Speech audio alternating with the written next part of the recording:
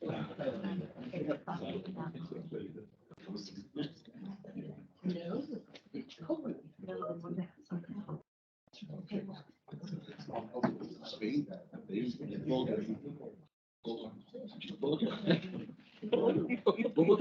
I thought you were going to get a full level of TM speed. I thought it just idea. It's the one you get to the front. I don't say much more because I use my personality. Come on, there's no test results.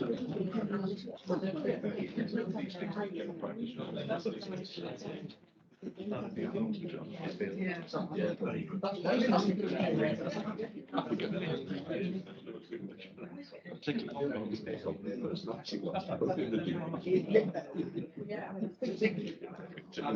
we can. Now I am asking for silence because it's 9:30. Welcome everybody to the board. God, it feels like spring, doesn't it? It feels very different outside. I was just saying earlier. So welcome to the meeting. This is our formal public board meeting, which we have once every 2 months. We have a number of guests who are doing presentations. I'll get them to introduce themselves when their presentation comes, if that's okay. We've got a new associate non-executive director today, Sharon. Welcome, Sharon's first meeting. We appointed 2 associate non-executive directors a few months ago. Sharon's just started this week. Shirley Kirkland will not start for a couple of months because she's picked up a new job. Sharon, just talk a bit about yourself and your background before we start the meeting. There you are. I didn't tell you that, did I? Good morning. So good morning. I'm Dr. Sharon Curtis. I work at Elderly Children's Centre, which is a children's family centre in a very deprived area of Sheffield. I sit on a national board which is tactic together and committed to young children. And I was also one of the race commissioners alongside of Shahida. What else do you want to know? That's great. Give us a sense of your background. Very helpful. So we've appointed 2 associate non-executive directors, which are posted for 12 months. What we're trying to do here is create a pipeline of talent for non-executive director posts, not just for the ICB, but for the trusts locally in South Yorkshire. And the chairs, the South Yorkshire Trusts are all stitched into this. They're very comfortable. Welcome, Sharon. And she'll be joining as a full member in the sense of speaking and everything, but technically won't have a vote. That's the difference. So welcome, let me see you. Okay, I've received apologies for absence from Moira Wilson and Damien Allen. Any others? Thank you. Any declarations of interest? Grand. Minutes of the meeting of the 1st of March. Are they okay in terms of accuracy? Okay, is there anything I should look at on either the action logs of the meeting or the subcon log? Well, okay, grand, thank you. Right, storytelling, children and young people. Just the action log, give a matter arising. If that's Please do, okay. yeah, do that on the action log. Sorry, it was on the action log. You did tell me out. So we've got an outstanding action 8/4/23, which was, remember in the previous meeting, I raised an independent inquiry review for a child death that occurred in Rotherham. Yeah. An update to where we are at this stage is there is a draft report that's been compiled, and that's going through due diligence and factual accuracy checking. So that will take another 6 to 8 weeks. So I intend to sort of bring that published report back to a future board. Not sure if it will make the timelines for July, but at a future one is, I'll share that with the board so we can. And that will be on the public board meeting, won't That'll it? be our public board, yeah. Thank you. And that was a very tragic case we remember a few months ago. David, thank you. I should have picked that up. Okay, agenda item 5, storytelling. Nicola, introduce yourself, introduce your team, and then you can start your presentation. Is that okay? Yeah. Welcome. Thank you. Thanks very much. Thanks for having us this morning. So my name is Nicola Ennis. I am the Children and People's Alliance Programme Lead. And I'm here today, it's very timely, to introduce you to Mel and Sam, who are our violence reduction youth navigator workers in Sheffield. And I'll just give you a tiny little bit of background so you know where we're at, because this is a pilot. We were fortunate to get some funding from NHS England, very small amount of money, 80k, to set up a pilot for looking at supporting young people who attend ED, who've been associated or involved in any type of violent crime. And it's 1 year, actually, 1 year since they opened to referrals. It's been specifically run from Sheffield's ED department. But the intention, fortunately, because NHS England couldn't support staying further than 1 year, we have managed to get some funding from the violence reduction unit across South Yorkshire, and that will be to be able to roll this out across South Yorkshire, which is amazing. And Lisa Kell's also been incredibly supportive of the work and wanted a small amount of money from the ICB too. So it ties in really nicely with thinking about serious violence duties for the ICB, and I would like Mel and Sam take you through some of the work and talk about some of the children people that we next. Thanks, Nicola. Ladies.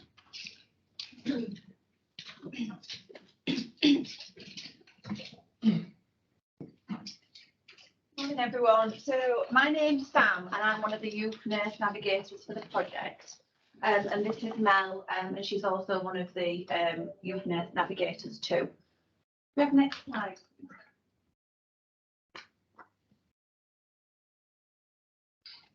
What I want to start off with is about the impact of youth violence. So this project was set up to deal with the impact of youth violence. So what we've looked at is some of the statistics. Youth violence has cost the economy £11 billion since 2008 to date. And between 2021 and 2022, there's been approximately 3,500 knife and offensive weapon offences committed by children. And youth violence is harmful, as we all know, but can have a serious and long-lasting impact on a young person's health and well-being throughout their lifetime. I'm also the youth justice nurse for Sheffield as well as doing this role, and I've seen a major increase in young people with carrying bladed articles, so an offence or a bladed article. Next slide, please. So this is us. I know Mel doesn't like that picture. So the team consists of myself and Mel. So Mel's full time. I only work 1 day a week for this project. And we've also got a clinical lead who is Helen Stewart. I'm not sure if she's dialing in today. She's on transport in Shay at the minute. Helen provides us with sort of the clinical lead for the project. So altogether, at the moment, we have 1.2 full-time equivalent in the team. We are hoping to expand that further now with the additional funding. Next slide, please. So this is a referral, a case study, not a present portrait of Mel. We're both going to discuss a young person that we've worked with, so I'll let Mel speak about the person that she worked with closely. So when we started setting up the project, we wanted to work with young people involved in crime, but also victims of. So this is a young person that came into ED, a referral for bullying at school. So it's quite significant that she was assaulted in school and she was being significantly bullied. There were vulnerabilities to this family where they were new to the country, so they had little social support. So the young person stopped attending school due to the assault and extreme bullying. We supported the family in finding a GP because they wasn't supported, they didn't have a local GP. Mum had to stop working because the young girl stopped going to school, so financial hardship there. Mum also was in education and she also had to stop that. We worked with school regarding the bullying. We supported the young girl. We helped Mum with food bank vouchers because obviously finances were low. We supported school. We highlighted local services in terms of like citizens advice, and we supported a managed move, and then we helped reintegrate the young girl in school. So we supported the family, the young girl, and school as well. And we also plan to run a Your Stand session, and this is a bit about. We'll talk about that later. So we feel that this was a successful referral. She's happy, she's thriving, she's made friends. Mum's back in education. She's back in funds. And we had really, really good feedback from this referral. Next slide, please. So this is a young person who, again, a referral came through the Sheffield Children's Hospital ED. So this is a young person who had attended ED following an assault by an adult. There were different vulnerabilities for this young person. So there was an ASD, an ADHD diagnosis. There'd been missing episodes. for this young person. So the work that we've done with this young person is sort of about education, educating them about sort of safe places, what's going on in the community. That this young person had very little insight into the risks of the areas that they were going into.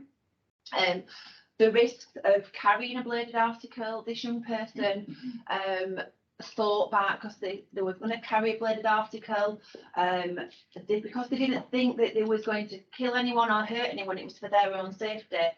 When we sort of explored that matter a little bit further, he didn't think he was going to get into trouble for it because he was going to tell the police if he was to be stopped and searched that actually he wasn't going to harm anyone with it.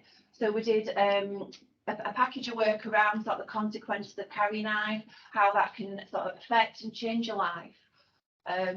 We also did the yoga stand session, which again we're going to go on to in a little while with this young person. We did it on a one-to-one because they're not very good working in groups, and they really did well in it and sort of took a lot from it when he went back, spoke to his parents. We've done some work for this young person on consent and what that looks like in a relationship, because we were aware that he was starting in a relationship. Again, some sexual health work. We've liaised quite closely with his education provider to do the Your Stance with other young people as well. And the family asked us to liaise with the police and social care and the team around the child meeting. And this young person is doing really well, but unfortunately, they've had a further assault in a park by a group of unknown males, which wasn't very nice. It got his bike stolen and severely beaten up and unattended. So we're still continuing to support this family and continue to work with this young person about, again, risks. It's really difficult because we were only going to a park. He took his bike, he'd gone with his friend, so there was nothing in there that any was, well, it's not a risk really, is it? But these young people wanted to steal his bike, had bladed articles, and continued to beat him up. So this is a young person that we're continuing to support and work with to make sure he stays in education and is aware of sort of the risks that are out there. Next slide, please. These are some of the referrals that we get as well. Obviously, we can't talk about everyone. I think to date we've had 87 referrals since last April, since we started taking referrals. So a young person was lured to a park by a friend and beaten up by a group of girls, and that was filmed and put on social media. And it just gives you a bit of a background of kind of what they're going through and the kind of lived experience that they had. Broken hand due to punching walls because of anger. That's an extreme big one that we're getting through at the minute. Massive anger issues coming through. Attacked several times with a knife, had to play dead, so they stopped stabbing them. Broken hand due to fighting in schools. At that point, when we got that referral, mum was having a mental health breakdown and was blaming her children for this breakdown as well. Went to buy a knuckle duster because it was cheap online. Got attacked by older boys. They had knives and baseball bats. And assaulted by a gang of older men outside at younger brother's school when he went to pick them up, and that was recorded and put online. So these are the types of referrals we're getting. So they might book in A&E with a quite query broken hand, but when you unpick it, these are the kind of reasons that we're seeing. Next slide, please. So some of the interventions that we do with the young people that are referred to us, because we're not mental health trained, we're not therapists. I'm a paediatric nurse, Sam's an adult nurse. So we offer a solution-focused approach. What can we do to help you live a safer, happier life? And like I said, the young chap that we're working with, sometimes it's not their behaviour. Sometimes that, I don't like to use the word victim, but they are. But we can't control other people's behaviour outside, but we can as own. So we do look at kind of like keeping safe. Your circle of friends, kind of your behaviour, your attitude. We can refer to food banks, like we mentioned. We liaise with health professionals, youth justice, education, the Amber Project and social care and police, just to kind of make sure that everybody's on the same page and we're all working together to keep that child and family safe. Opportunity to do the Your Scan session, what we'll talk about. We're also linked in with the Health Inequalities Programme, so we can offer toiletries and sanitary wear to young people so they don't have to potentially go out and steal it, or they don't actually be bullied because they potentially can't afford it. And support to sexual health services. Do you want to kind of quickly? Yeah, so we've liaised with Sexual Health Sheffield, and what we've got access to is some packs. So if young people don't want to attend sexual health or for some reason can't, if they're homeless, so they don't have an address to send a pack out to, which is something I've come across quite a lot, especially in youth justice, but a lot of young people may not have an address.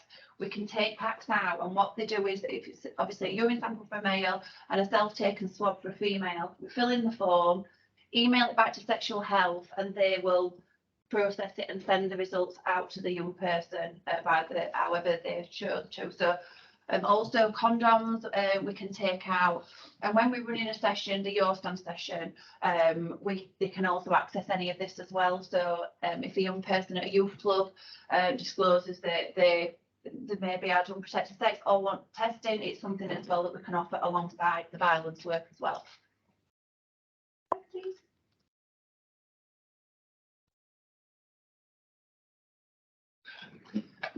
So moving on a little bit to the Your Stance. So the Your Stance training came out of London. So it was initially set up in London as a project to help young people involved in serious youth violence.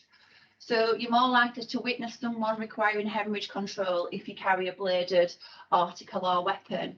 And what we say to young people is, the knife that you take out to keep you safe, might not want to use it, like the young person said, is more likely the weapon that will kill you. And that's what we say to young people, because if you pull out that knife, someone's going to take it off you and perhaps use it. So we all know that ambulance times is increasing, sort of up and up and up from 2020 right through to 2022.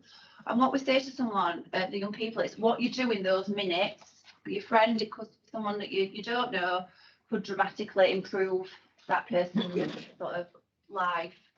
So we teach young people what to do, CPR and hemorrhage control on a Your Stance approach, which again is something that we're going to go through in a minute.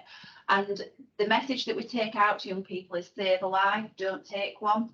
And another message is never take a knife out, as in don't take it out at the kitchen or wherever you've got it from, but don't take a knife out of the body as well, obviously for hemorrhage reasons. Next slide, please. So what is Your Stance? Again, it's made from London. ED Sister kind of set the project up, and we're the first people out of London to run the project. And it's an educational preventative project which empowers young people to make informed decisions when faced with a life-threatening kind of injury. And the skills that we teach them can be used in those kind of settings, but also, you know, it's just a good skill to have really. And it makes them think about kind of education as well. And the goal is to eradicate needless deaths in communities. Unfortunately, we do get ill people kind of, you know, do kind of go into hospital for medical reasons, but violence is one that we can kind of stop and prevent. And these sessions are really, really powerful, aren't they? So the skills are shared between health professionals and young people, and we talk about the risks of youth violence, and we empower them to make them informed decisions. Next slide. So Your Stance sessions today, so we run them in various settings. We attend schools, youth clubs and youth justice settings. We're also kind of looking at other areas that we can kind of target young people. We feel like with the schools, youth justice and youth clubs at the minute, we get a good mixture of young people. Some might not be in school, but they might attend the youth clubs, and kind of some might not attend either, but they might be kind of involved in youth justice. So to date, we've taught 122, I believe, just myself and Sam. And I think 100% feedback from the young people said, even if the schools put them on the programme and didn't initially want to do the session, by the end of it, they've really enjoyed it and they all would recommend doing it to a friend. So we find that they really, really enjoy it. And that's kind of just a breakdown of the spaces that we've offered and the sessions that have got the amount of young people that have taken a spot. So yeah, they're really good. We get really good feedback. Next slide, please. This is just an example of some of the young people's feedback. So it's an evaluation form that's anonymous that we ask them to fill in, and we often support them filling it in and go through it. So this young person at the top was a youth justice young person, and he went out of the session. It was a one-to-one just because of the risk with group work with this young person. And the youth justice officer said he was raving about the session and it was the most useful thing he'd done throughout his whole youth justice order, which I'm sure youth justice officer didn't really want to share. And then some of the other young people have said they liked the pace and that we were friendly and helpful. The detail that we go into, our fun and interesting, the bleeding arm that we've just got, the practice, because we get them to do the practice with the Susian. Like to be able to help someone in need and how to save someone's life, which I think is quite telling for a young person to have wrote that and told us. Next slide, please. This is some of the professional feedback, because we do ask when we attend schools, we ask school member staff to stay in the session with us.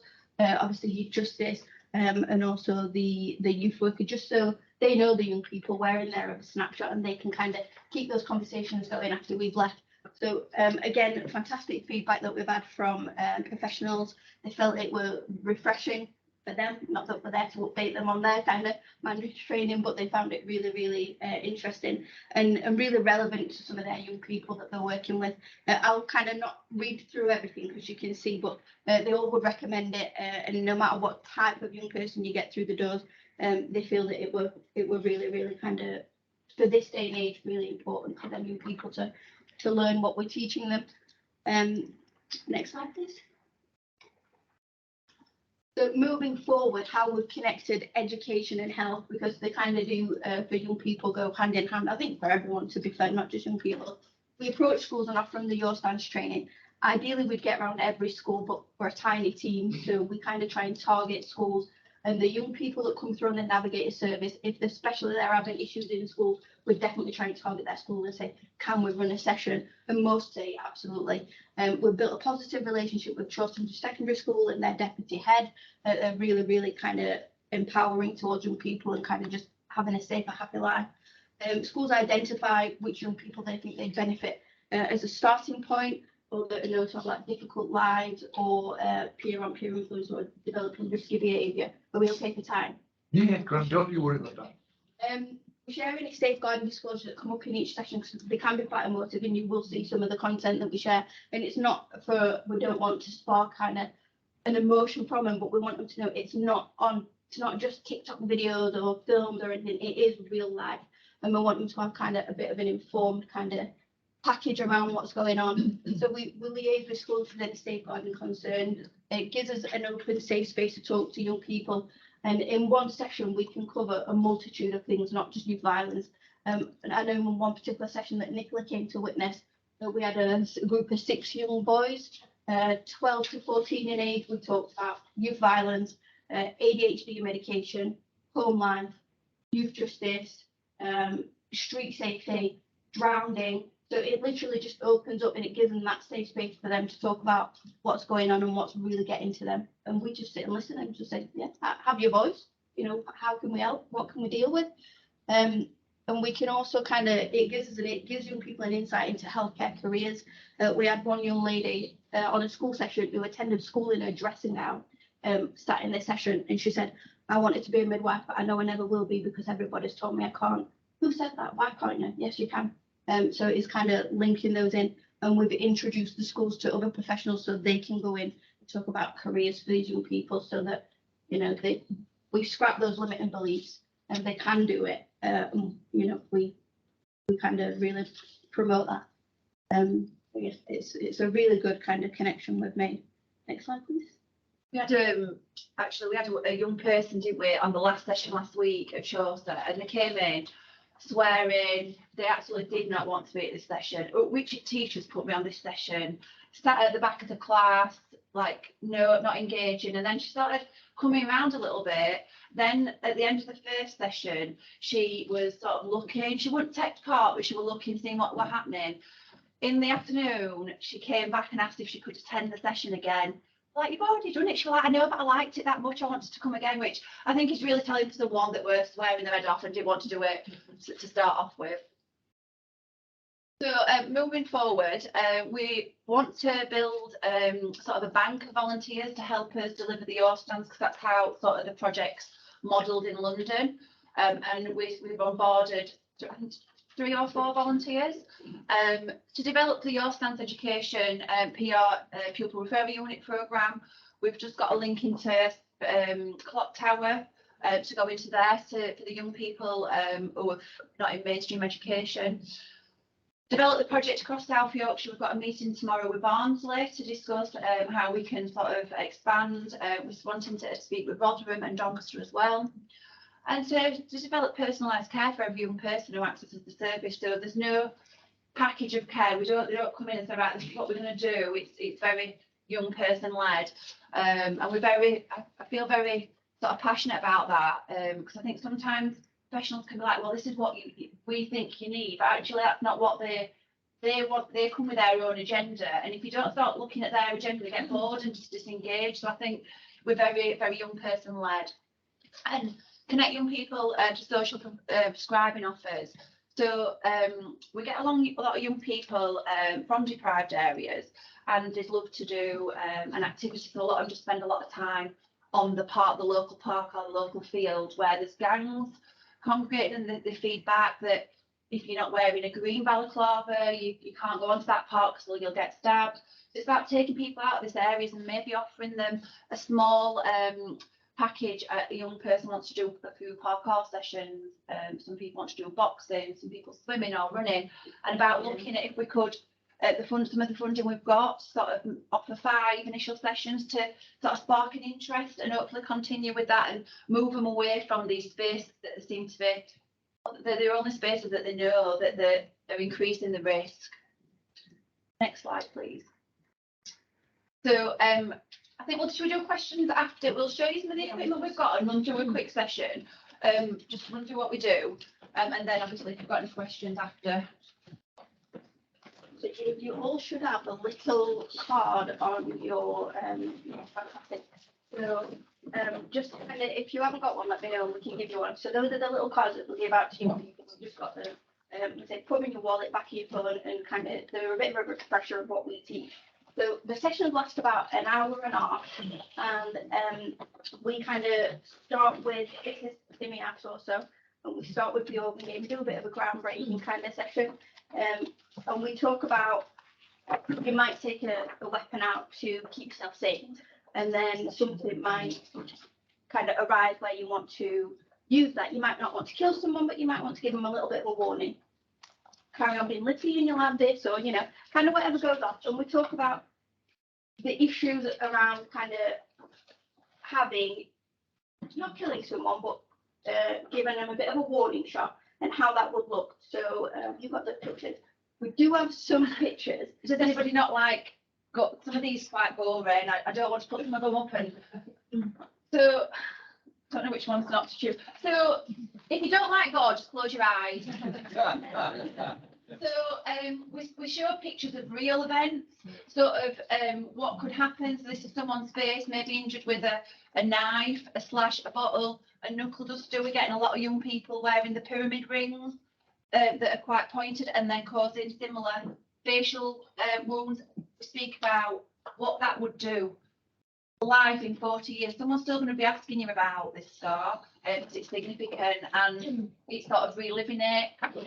And also kind of the physical things, kind of obviously the scar, you might not be able to eat, so you might have to have a feeding tube for a while. It might kind of damage all your nerves, so this kind of side of your face might not move like it used to. So, and then the emotional side of stuff as well. So kind of like looking at the bigger picture, really, like stoma. So if you're injured in your stomach and it damages your intestines, and I know that there's kind of something going around where they're stabbing the buttocks, bit of a warning, and obviously kind of like that, you can't go to the toilet properly.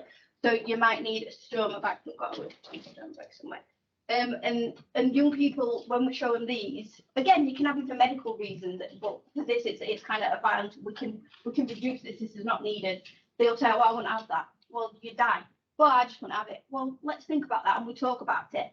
And we say, you're getting older, you might start relationships. What about going to the swimming baths? And they're like, I just won't go out. I just stay in. So these are some of the real kind of issues that can happen. And these might be best case scenario, because worst case is you could actually die, and that's a real thing as well. Then we have to look at the significant, like the big pictures where people are obviously having to be opened up. these visuals for young people are so thought-provoking and conversation-provoking, because they see it on TikTok or on a film, and a lot of them do speak about violence in video games, but we don't actually see the characters. We don't see real people and real injuries. So they do start speaking like, oh my God, does that really happen? Is that? And we speak about what sort of people are going in with. So they are very thought-provoking, and we've worked with speech and language as well to develop the package with the visuals. And the thing that's going around is about what we develop with them, so a young person knows what's happening, how long each session of the thing's going to last, so they're not bored. Someone who finds it difficult to sit will want to look and say, right, we've got 10 minutes now. So I feel like that's been really good. Yeah. And just other pictures. We've got lots of visuals on pictures that we show young people, and then sometimes they have a little go at the torso and finding out where organs are in the body, and sort of what if you were to be injured here, which organs. And then we've got this, which is fabulous. I'm not going to put it together because I don't want to start it bleeding all over the table. We speak as well. We fill this up with blood, and we ask young people how many of those we think they've got in the body. And some young people have said 130, 150, 70. Very, very rarely we get the right answer of sort of 12, 13, depending on sort of how big you are, and they're very shocked. So we fill this up with about 1.5, doesn't it, when it's full to capacity. And at the end of the session, so this is the bleed control, we give them some things, so shoelaces, things that they've got on them, might be a tie, a belt, pads, if girls have got any pads in the bag, and we set it off bleeding, and it spurts out, and we get them to stop it. We can control, obviously, with stopping it. They don't know that sort of thing. They haven't even about elevating it and what to do. And yeah, we get them to work together. So we go through the actual kind of sequence of how you stop a bleed, and then we get them to look at kind of, a hospital, we'll get them to put a tourniquet on to stop the bleed, and no one carries hospital grade tourniquet around. So you can use your hoodie string, your shoelaces, your lanyard, and then we teach them how to do it. So we pop a pen through there, tie a knot, and we keep twisting, keep that on there until the ambulance gets there. And this session is really good. They work together. They all panic. That's why we've got these cards kind of given so they can take them away. Hopefully it'll never happen, but if it does, they've got a little bit of a refresher there. And again, it's just a good skill to have. Hopefully they'll never need to use it, but they've got it if they did. And they all kind of seem to really enjoy it, don't they? They're very shocked. So we sort of time. So we might say, right, it's 25 past hour now. This person's going to start bleeding a minute, and all that's gone. So we're like, it's all gone now. We've had a minute. So if this were a real person, they've lost 1.5 of those. And I feel like they think, oh God, we were really panicking. We didn't know what to do, because it does start really coming out, doesn't it? So I think there's really big benefits to the sessions as well for young people, and it does give them a chance to have a little go and sort of a bit of practical. And then also we teach them how to do CPR on the Anidol. A lot of them are really shocked at how much you have to use, like how exerting it is. So we say, I can't do that. What if I break a rib? Well, you probably might break a rib, but that's least of the worries. So kind of just, do what you can really. And these are just kind of mirror the cards that you've got. So we run through kind of these acronyms and making sure that they keep themselves safe. Don't approach if it's dangerous, just ring an ambulance. We'll go through the recovered position, opening your airway, and then for the bleeding, sit or lay them down, elevate it, examine, make sure that there's no injuries anywhere else, and let's put some pressure on there and get that tourniquet on. And if you do that, you potentially could save someone's life, and you probably will do. Yeah, so they're really, really good sessions out there. Yeah, really enjoy them. And in a nutshell, guys, that's a violence reduction. In a long nutshell. That was great. Thank you. Really, really good. Any questions from the board? I found that fascinating. Loads of questions. I'll go just in the two order. Leslie, Cassie, James. Oh yeah, I'm Leslie. Can you just tell me a bit more about what you're thinking is about using volunteers then? Because clearly you've got a lot of medical knowledge and things. So how will people be trained? So that's one question. Then a kind of follow-on question is, would some of the young people in your experience come on to be kind of deliverers of this in the future, do you think? Because I think that'd be really powerful to have something. Absolutely, fantastic questions. The first one is, The volunteers have to be medically trained, so they have to have a basic life support certificate and a DBS check. So you're looking at kind of hospital kind of staff there, and that's how they run it in London, and kind of how we're trying to mirror it up here. So and the staff that we've got from Sheffield from DD at the moment, we haven't gone public with the kind of onboarding volunteers just because we wanted to set it up and kind of get us foundations going. So we will be kind of putting that out wider. In terms of kind of young people champions, again, that'd be a fantastic thing to do. And what we've spoke with Chaucer, because they're the school that we've mainly been into. We've been in quite a few, but we've kind of got really good links in there, is making them champions in their school. So like the young girl that came to do 2 sessions, if she really enjoyed it and she really hates school, like I think she just goes, because she's physically has to be there, but she's not really taking anything in, but she's come and sat in our session twice. And the teacher said, that's absolutely fantastic. She doesn't do that.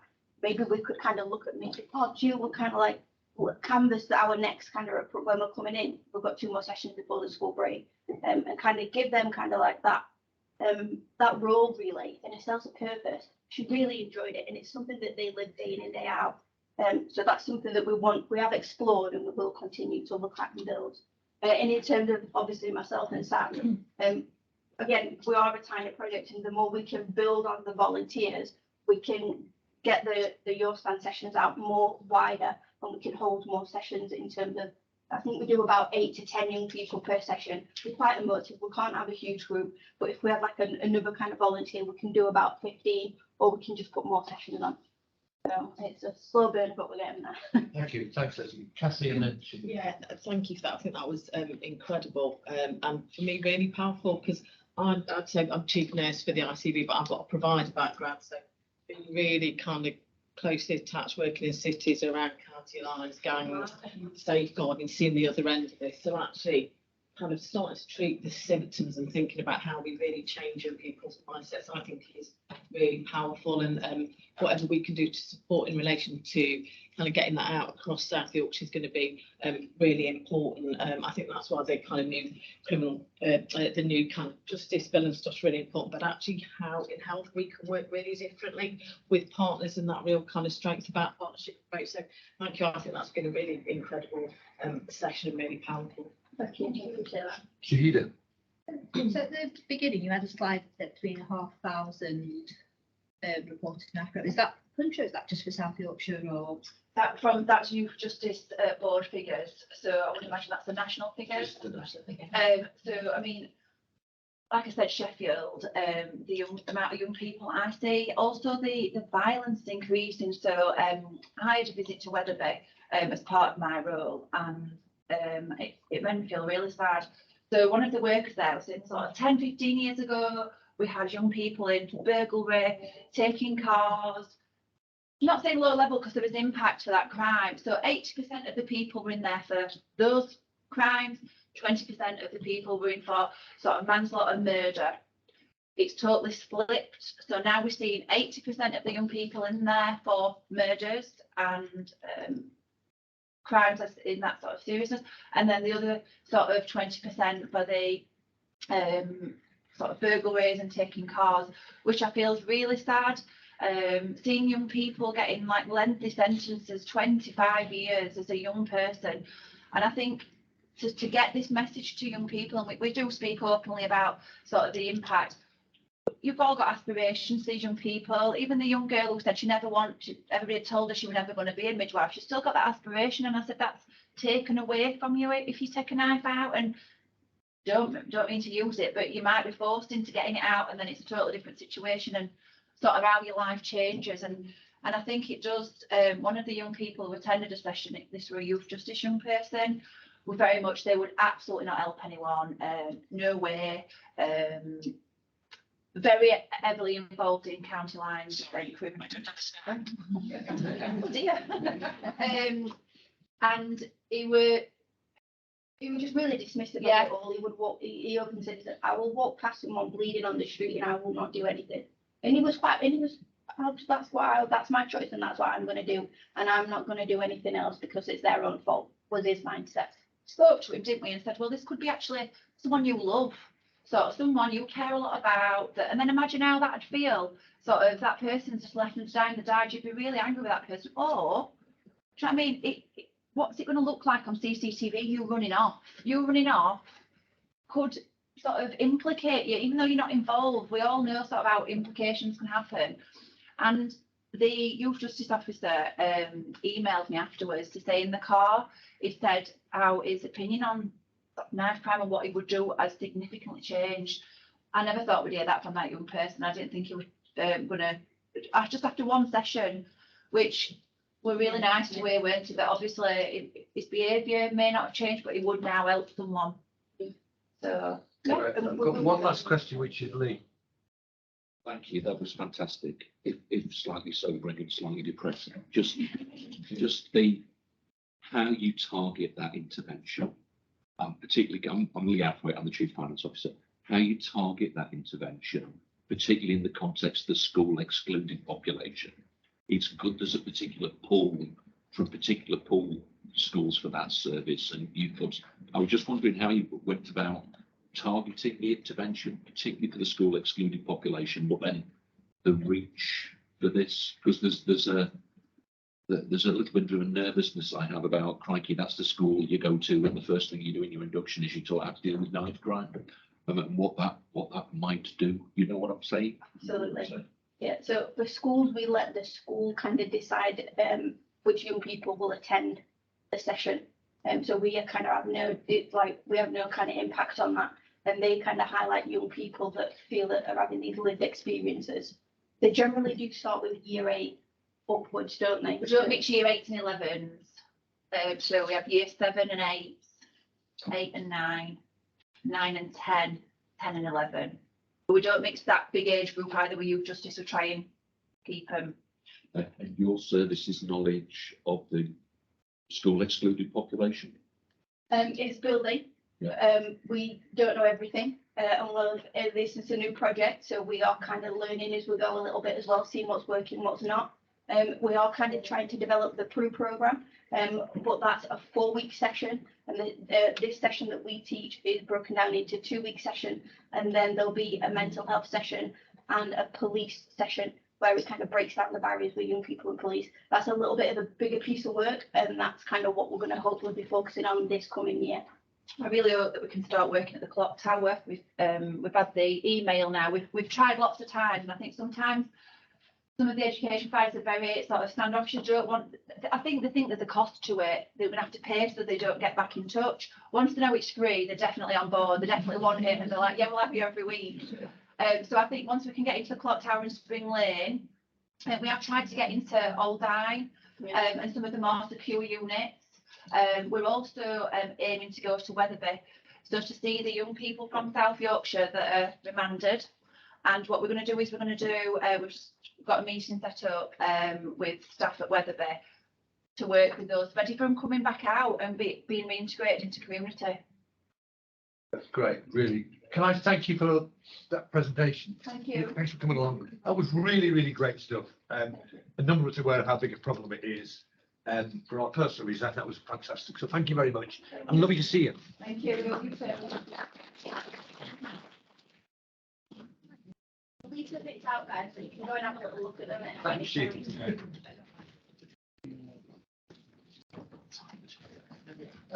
Okay, we move on to agenda item 6. Is anything I want to raise? Not really, but just a couple of items. We will talk later about the financial plan and the plan for next year. Gavin and Lee and I were called, I think we said that, to a meeting with the NHSE leadership. We were invited in Leeds 10 days ago, and we'll talk about the outcome of that. But at one level, actually, it was quite helpful to have NHSE leadership and us sitting down, talking through the issues in South Yorkshire, and that was a helpful discussion. We'll talk a bit about that later.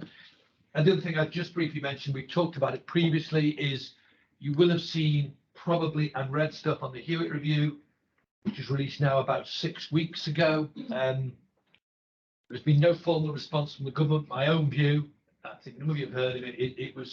I think it lost a lot of emphasis by making it a very long review, lots of recommendations. I'm not sure we'll see much out of it, and that's at some point disappointing, but I absolutely understand. That's all I want to say. Gavin, can I hand over to you for your Chief Executive report? Thanks. Chair. So, I mean, obviously you've got my report, which you can take as read, but there are some, I think, quite significant things in it that I think we probably do need just to draw out rather than skip over. So I'll just do that. So it's quite focused on today's agenda in terms of planning. So we'll spend quite a bit of time on the 5-year forward plan and the operating plan for the year that's just started. But I think it's also really important to note that the sort of third element of our plans is the strategy. And obviously that strategy was launched at the end of March after our last public meeting. So I think it's really important to kind of just note that really here at the ICB, and just to remind everybody that this is the Integrated Care Partnership is jointly convened by the 4 local authorities and the NHS. So this is a strategy that's been developed by a wide group of partners, not just the formal organisation, but VCSE as well.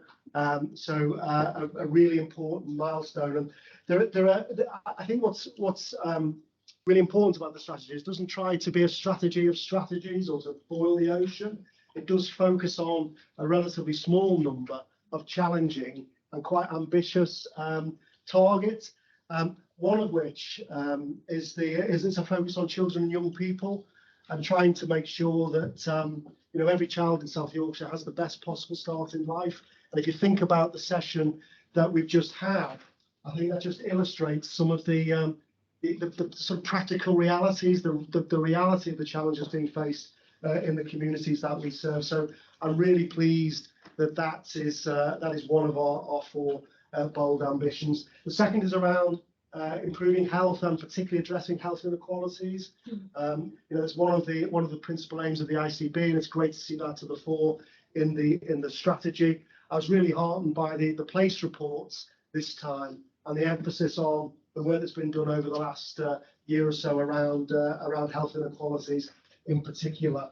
The third aim is around, I guess, it's part of the kind of wider determinants of health. It's about economic participation and how do we encourage and work with partners to ensure as many people in South Yorkshire are engaged economically, because we know good jobs and control over your resources is a key contributor to improving health. And then the final focus, which again I think is really important, is around our workforce. So how do we support the people who work within health and social care in South Yorkshire? How do we ensure we've got the right numbers of people with the right skills in the future? But actually, how do we think more broadly? How do we think about the kind of everybody who's engaged with the delivery of health and care in South Yorkshire? So that's the voluntary sector, but also unpaid carers and paid carers too. So it's really good to see that coming together as a real focus within the strategy. And one of the things we did at the last ICP, the Integrated Care Partnership Board, as well as obviously focusing on the strategy, was to make a commitment as a partnership to developing a plan for South Yorkshire to become actively an anti-racist system. And I think we've got a long way to go. It's the start of a journey, but I thought the ability for partners to convene and come together and make that commitment, I thought was an incredibly important step. And at the end of the day, I mean, in health and care, 80 to 90,000 people are employed in health and care in South Yorkshire. That's about 10% of the adult population of working age. So if we can influence particularly what we're doing for our own people, then that potentially can have a massive effect across South Yorkshire. So I just wanted to kind of pull out the strategy. I think we were conscious as well when we were developing the strategy that the work we'd done on public engagement was just the start. And I think what's really encouraging is that as a sort of as a kind of way of working into the future as we further refine our strategy is the ongoing engagement process. Now, draw people's attention to the hashtag Our Future South Yorkshire campaign, which is about how do we have an ongoing and continuous conversation with our communities as we refine our plan. So I just wanted to kind of note the strategy. Piers has mentioned the Hewitt review. I probably share your views, Piers. I think some of the principles within that review, I think, remain important. The movement towards collaboration, perhaps, fewer shared priorities and the scope for local systems to develop their own priorities, and also giving local leaders greater freedom and flexibility to respond to those challenges. But we wait and see what the government's response to that is. As an appendix to my report, there's also a bit of a stock take. I'm conscious that this is our last meeting before the first anniversary of the ICS and the ICB. I suppose receiving kind of statutory approval as the Act was passed on the 1st of July last year. So there's a bit of a stock take of some of the things that have happened over the last year. But if you think about our 4 aims as an ICB, so improving services, there's been some terrific developments within the South Yorkshire system. So things like the diagnostic centres at the Glassworks in Barnsley, the Montague Hospital in Mexborough. It was great to approve at the beginning of the year 3 new GP practices, primary care facilities in Sheffield, with plans in Doncaster and Rotherham too. So some really tangible things have happened, as well as good progress in terms of clearing some of the backlogs for elective care. For example, we saw 104-week waiters come down to a handful of hyper specialist cases, 78-week waiters reduced to around 400 at the end of the financial year, with a plan to eliminate those entirely by the end of the first quarter. And if you take the next aim, which is around 65 weeks, I think since January that figure has been reduced by about 40%. So provider organisations, the Acute Federation, partners coming together. We've seen progress in mental health in terms of health checks for seriously mentally ill people with serious mental illness, and in primary care, improved access with around 9,000 additional appointments a week through the enhanced access service, with 75% of those appointments being offered face to face, and actually 75% within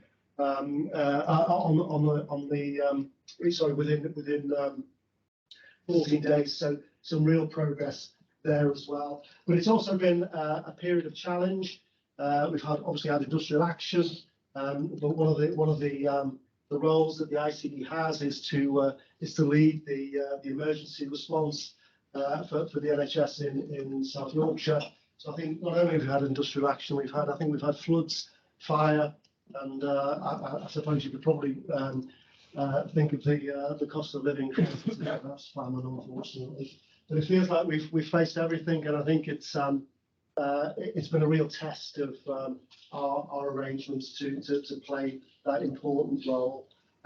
In terms of so I kind of commend the appendix to colleagues to have a look at.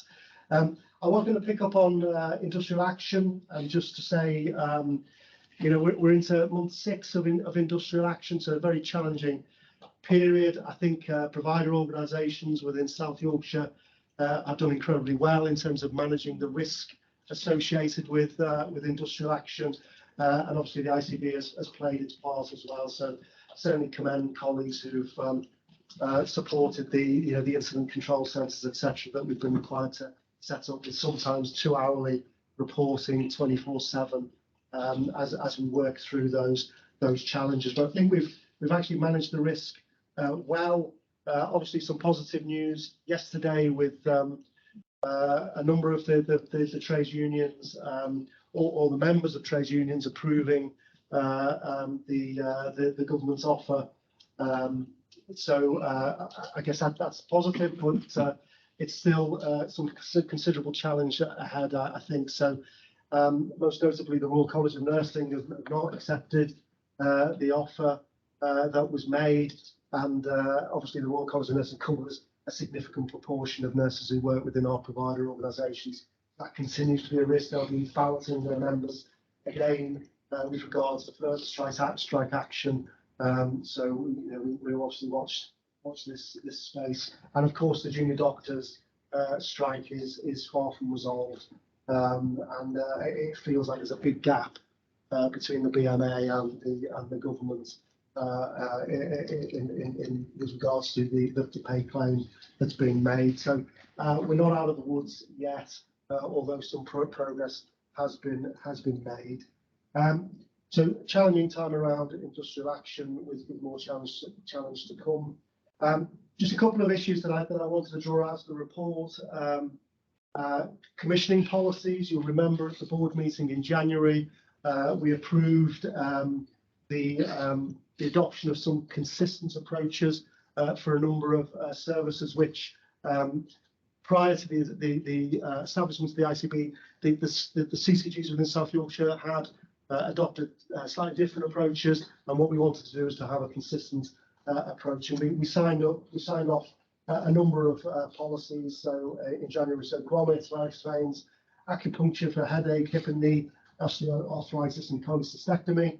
So those were signed off, and we still had some remaining policies to align for IVF, fitness for surgery, gluten-free prescribing, and individual placements. I'm pleased to say that we've completed that work, and in essence, it's been a process of levelling up. So where perhaps there was a lower level of access to service in parts of our integrated care system, we've basically adopted a policy which raises the level of access. So, for example, IVF cycles, we've moved to 2 cycles being commissioned the whole of South Yorkshire. Previously in Sheffield, there was a lower level, so we've moved up, and that's the case for gluten free and continuing healthcare and children's continuing care.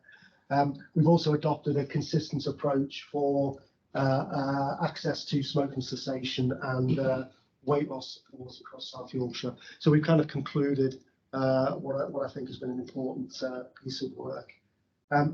Just in a similar vein, I've referred to the delegation of responsibilities for community pharmacy, optometry and dental, and we've got that later on the agenda for a bit more of a deeper look at that. But again, I think that's an important step for the ICB. So a couple of challenges that I've drawn out there. One is around breast non-surgical oncology. So this is, broadly speaking, chemotherapy services for women with breast cancer. That service is provided on behalf of the system through Sheffield Teaching Hospitals, and along with many centres across the country, is experiencing real challenges in terms of the consultant workforce to support that service. So they've seen that the numbers of consultants in post fall over recent months to a really challenging position in April with just 3.7 substantive consultants who deliver that service. They would normally expect to have something like 10 whole-time equivalents, so a very challenging position. We are working with neighbouring centres across the north of England, looking at whether capacity can be offered, particularly that specialist input at the beginning of treatment, whether that can be offered virtually to provide additional capacity into the service. And we're also looking at securing increased temporary workforce. And at this time, women continue to receive treatment at STH. Surgical services are not affected. Radiotherapy aren't affected. The capacity to deliver chemotherapy is there. It's just that specialist medical input at the beginning, as I mentioned. It may be that some women experience longer waiting times than we'd wish to provide as a result of this challenge. But we've also put in place arrangements to clinically triage referrals so that the most time-critical cases are seen as a priority. I just wanted to raise that. It continues to be a challenging position. Just finally, a little bit closer to home, in terms of the ICB itself, we're anticipating a request to look at our own running costs, kind of understandably. Clearly we've brought together 4 NHS organisations, the clinical commissioning groups, and you might expect that it might be possible to make some efficiencies as a result of that. And nationally, there's an ask of all ICBs to deliver a reduction in our running costs. So the challenge is to reduce running costs by 20% by the end of this financial year, and a further 10% by the end of the following financial year. So in order to do that, we're seeking to do a piece of organisational design work. Now that's live, so it's kind of looking at, if you look at the aims of the ICB, how could we deliver those aims with fewer people? We're hoping to complete that work by the end of June, and then progress a process of organisational change to support that. So clearly that's a very challenging requirement. I think I just want to reassure you that we'll approach that in a way that's consistent with the values that we developed together when we formed the ICB. We'll also progress this in a way that fully involves all of our people, also our partners, because it does require us to think about, you know, some of the work that we currently do. Actually, could that be delivered in a different way by other partners within the system? But also we'll carry out this process in partnership with our own staff side organisations as well. So quite a challenge, but I think we're clear about the steps we need to take to deliver that, whilst at the same time keeping our focus on the really important aims and ambitions we have as an ICB set out in the strategy I mentioned at the beginning. Yeah, they were the key points I wanted to draw out. Thanks, Gavin. Any questions for Gavin? We have got a discussion later on the cost reductions of the staffing, so that's it. Okay, thanks, Gavin. Thank you. Agenda item 9. Oh no, 8. I apologise. There's a police reports. I'll take the order they're there, which looks alphabetical. Barnsley. Wendy. Thank you, Chair. So what you have here from Barnsley is we described our approach to health inequalities. We refer to this as the purple plan. I have no idea why we call it the purple plan. Yeah, I never understood that, by the way. So we've got our 3-tier framework to tackle health inequalities. Tier 1 being about increasing engagement opportunities, supporting people, making every contact count, really learning well together, all of those sorts of things in there. So Tier 2 being about improving and working on specific areas of health inequalities, because Tier 3 is about influence. So those really important enablers really around sustainability, social responsibilities, anchor, our approach to anchor, etc.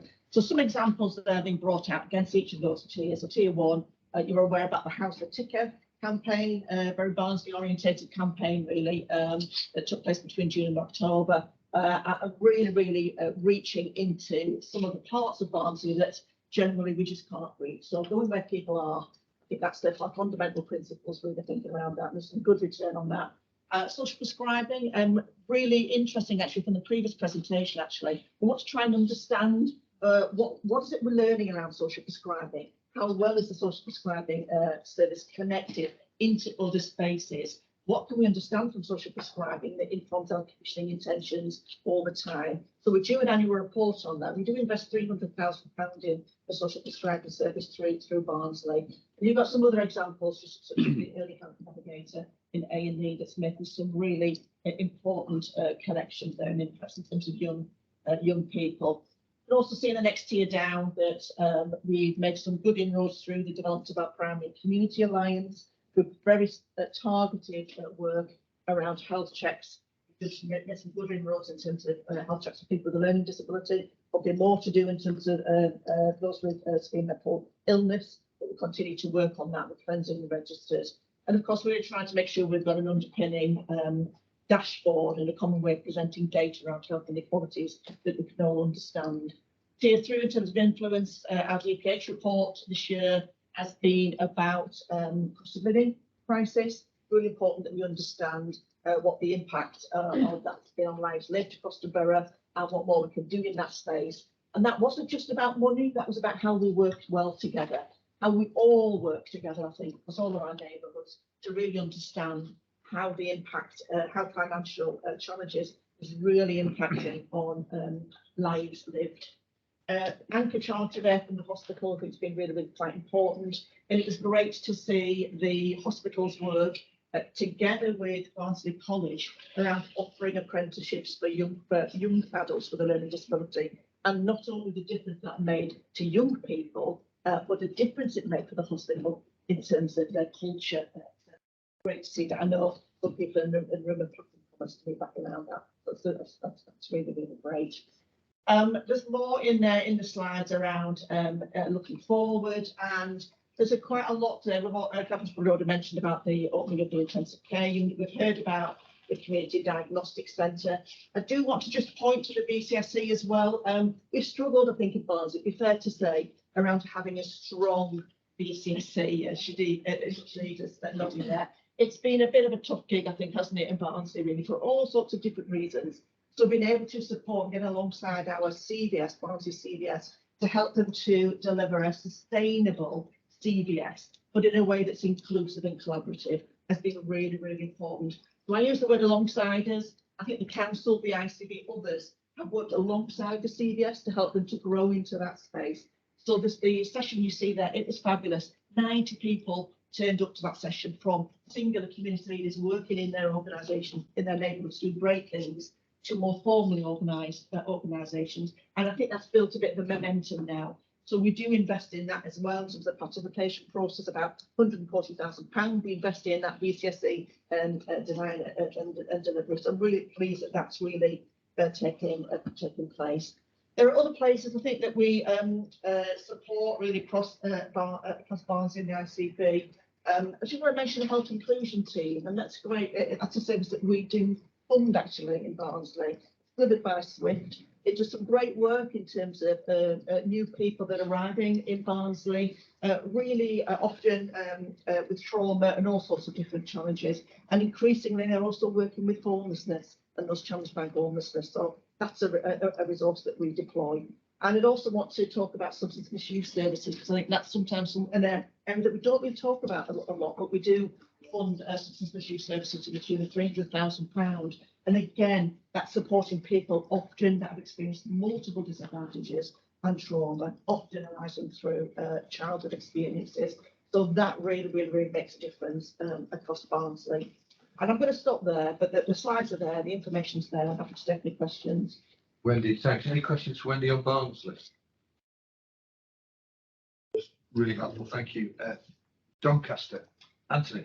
Thank you, Chair. And it's great to focus on health inequalities, because I feel that we've made real progress in Doncaster over the last 12 months in making our approach to this part of everything that we do, and that's really crucial when you recognise that over 41% of residents in the city of Doncaster live in the core 20% of our population. So we've really beefed up our capacity and focus, quite frankly, and that's included a number of shared posts across Doncaster organisations that are leading on this.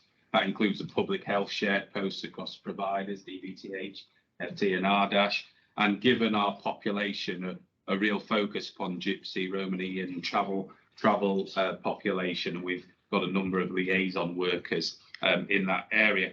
Our key focus in Doncaster on health inequalities is around our children and young people.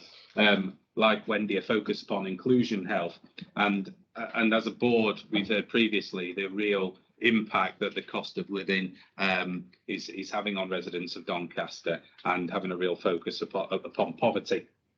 Examples of how we're making this our focus are shown throughout this report, including how we've deliberately put addressing unfair health inequalities in our refreshed approach to dementia care, diabetes pathways, and our continued vaccination rollout.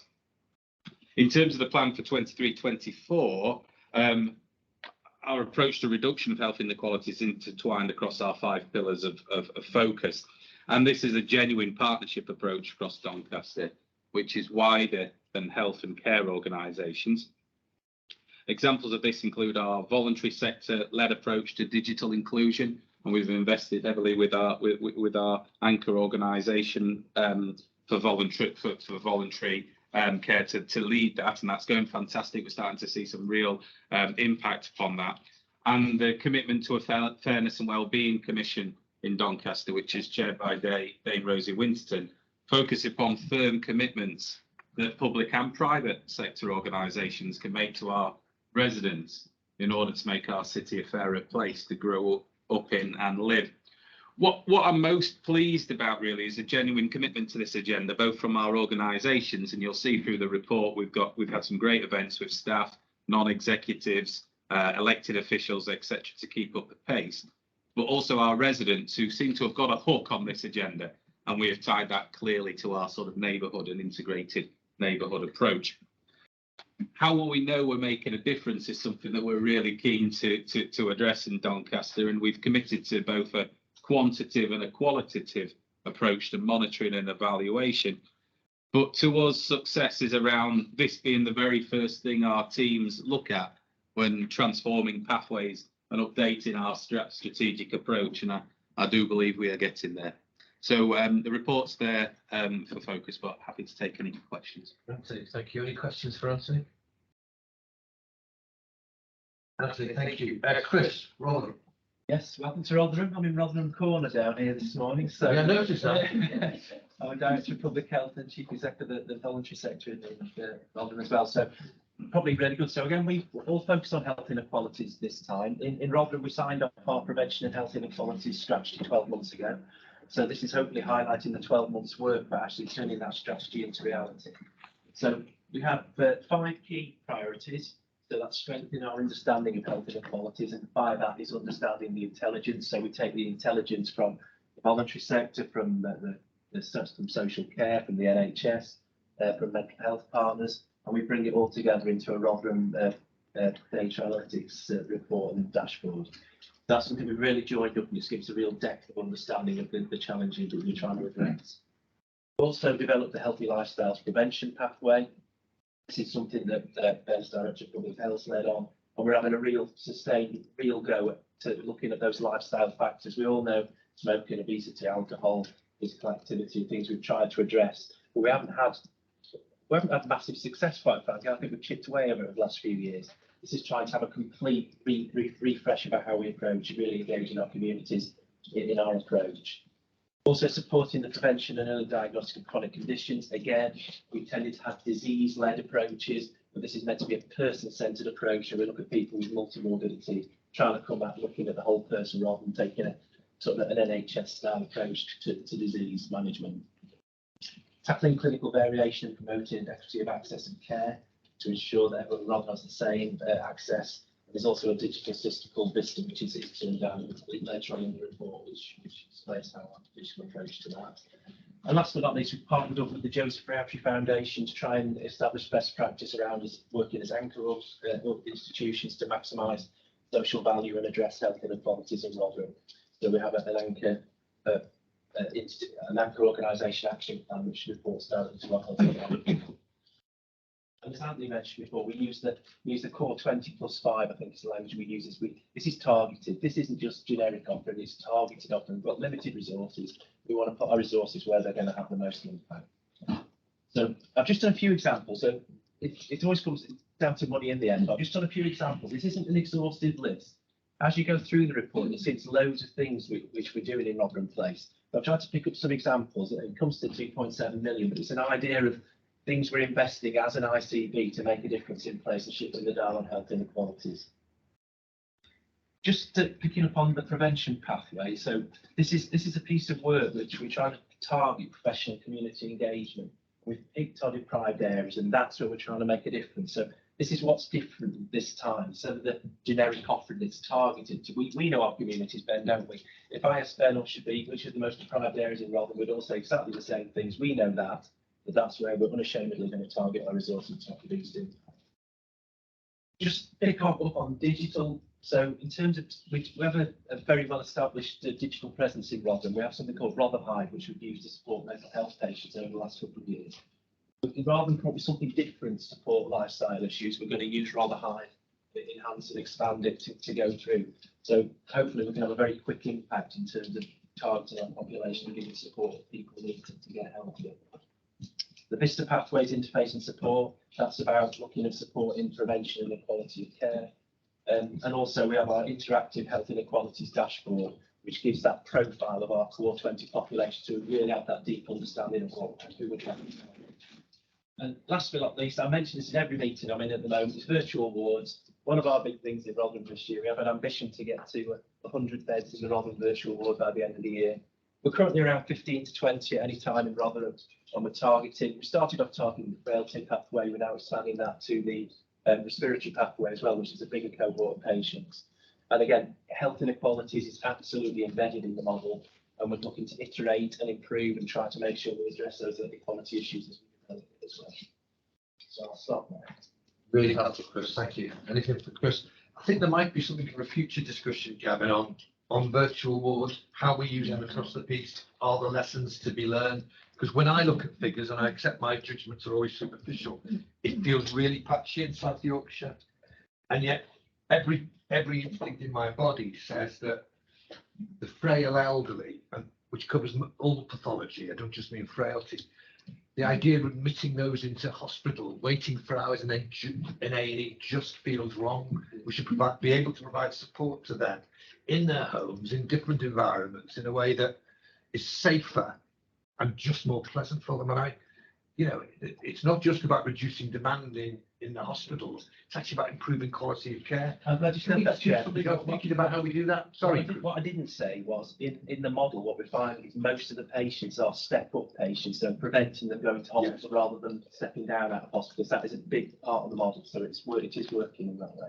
Yeah, and something else is I'm having to go to the kind of Rotherham what to call it, a performance meeting, because it wasn't a performance meeting, was it? But kind of an opportunity to progress meeting, which was really informative, actually. It was one of the questions I asked around the virtual ward, because I've had a model shared with me from West Midlands, from Dr. Cheryl Cochrane, as part of the National Patient Safety team, and actually the majority of that is focused on care homes and stepping up and preventing hospital admission, and they've got some really good outcomes that they're starting to collect. So I think I shared it with some colleagues, but I can't remember whether I did, but I will do. But I think just thinking about what our model looks like across the patch is going to be really important before we get into this. Yeah, and the kind of discussion I think we should share across the ICB well before winter. So can I just leave it to think about how we go? I was going to mention, Chair, I mean, this sits under the UEC Alliance as a work programme, but I think it'd be really good if we could have, and I think we bring something here. Really maybe the next in terms of a slot saying. Sorry, that was me diverting the Really, conversation. really helpful. I apologise. Emma, Sheffield, hi. Okay, so I've just got a couple of slides. One is really about what we've done so far, what we've spent. That's really important, I think, to recognise that we have spent quite a lot of money on lots of different things, from mental health, the voluntary sector, to charity, primary care, COVID. And you can see there on the first slide some examples. We're very good at rounding, you can see in Sheffield, because everything ends in zero. Yeah, noticed that. Yeah, it's just approximation, but you can see we've invested in lots of different things. And I think that's it's really important just to show the breadth really we've used our resources for. We've just put a couple of partnership updates in there in terms of some examples around learning disability and health checks, which is so important, and we've really improved our performance in that area over the last 12 months. And also COVID, I think some of the work and the learning that we got in Sheffield from COVID and working alongside our community. We're trying not to read it, but I am going to, in terms of really engaging those groups that are very not hard to reach but easy to ignore. I think we've really benefited from that learning, and that's really starting to embed in our approach moving forward. And the last slide really just touches on what we're doing now. So in our place plan, we've agreed 5 priorities, 4 which are what I would call very wicked issues in terms of addressing some of the constitutional standards we have to deliver. The 5th one is around building a model community in the northeast of Sheffield. So again, as others have said, really key on targeting our investment into areas we know we have the highest deprivation, but also being really transparent and honest about decision making, how we make these decisions alongside our communities, empowering our communities in a very different way, in a very honest way. And we started some work in our new community development inclusion group that I'm meeting last week. I know Lucy was there, so I'm unfortunately on leave. But really starting to go into that without an agenda from us. It's actually an agenda. What are the things that matter to people? What is the lived experience? How can we start to build on things that aren't just health and care related, but actually address the issues we saw earlier around schools? How do we start to work differently with families and support neighbourhoods in a different way? So hoping that really starts to build a model that we can then spread across Sheffield and different parts. So that's really all I wanted to say. Thank you, Chair. Thank you, Emma. Any questions from David? Just to wrap up really, Piers, on what you've heard is lots of good pieces of work going on in Yeah. each of the individual places. And of course, we've got the delivery group which oversees this work.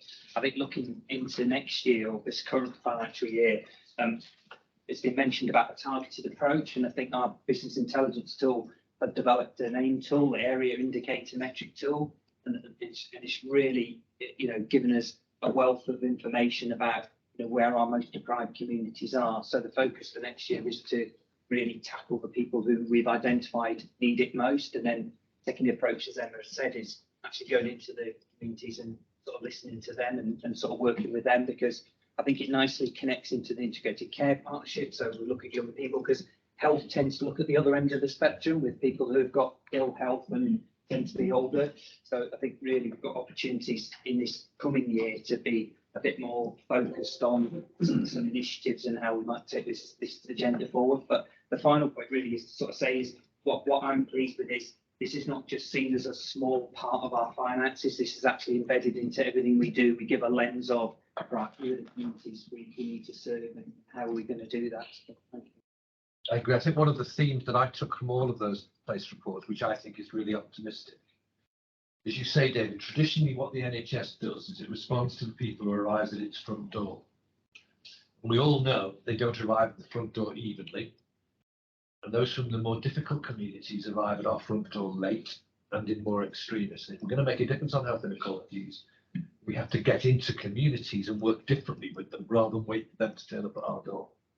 And if there's one thing that's going to make a difference to that kind of approach in a whole set of different ways, mental health, learning disabilities, cost of living crisis, we've got to get out there in a different way. The traditional NHS response was, when you come and see us, we'll treat you in order. But if you're arriving in our place in a much more severe condition, it could be about cancer, it could be about mental, it's not fair. That's what we've got to do something about. And what I took from that report, real emphasis on doing that in each of the places, which I think is correct. Shahida. I just wanted to, I know it's been 12 months and just reflecting back, I remember at the start of all of this, one of the things that I was really conscious of, having worked in different parts of South Yorkshire, was that whole notion of learning from each other at play space. And it is really nice to sort of see in the reports that some really good stuff going on at play space, but you're seeing that collaboration at a regional level that I think is absolutely vital.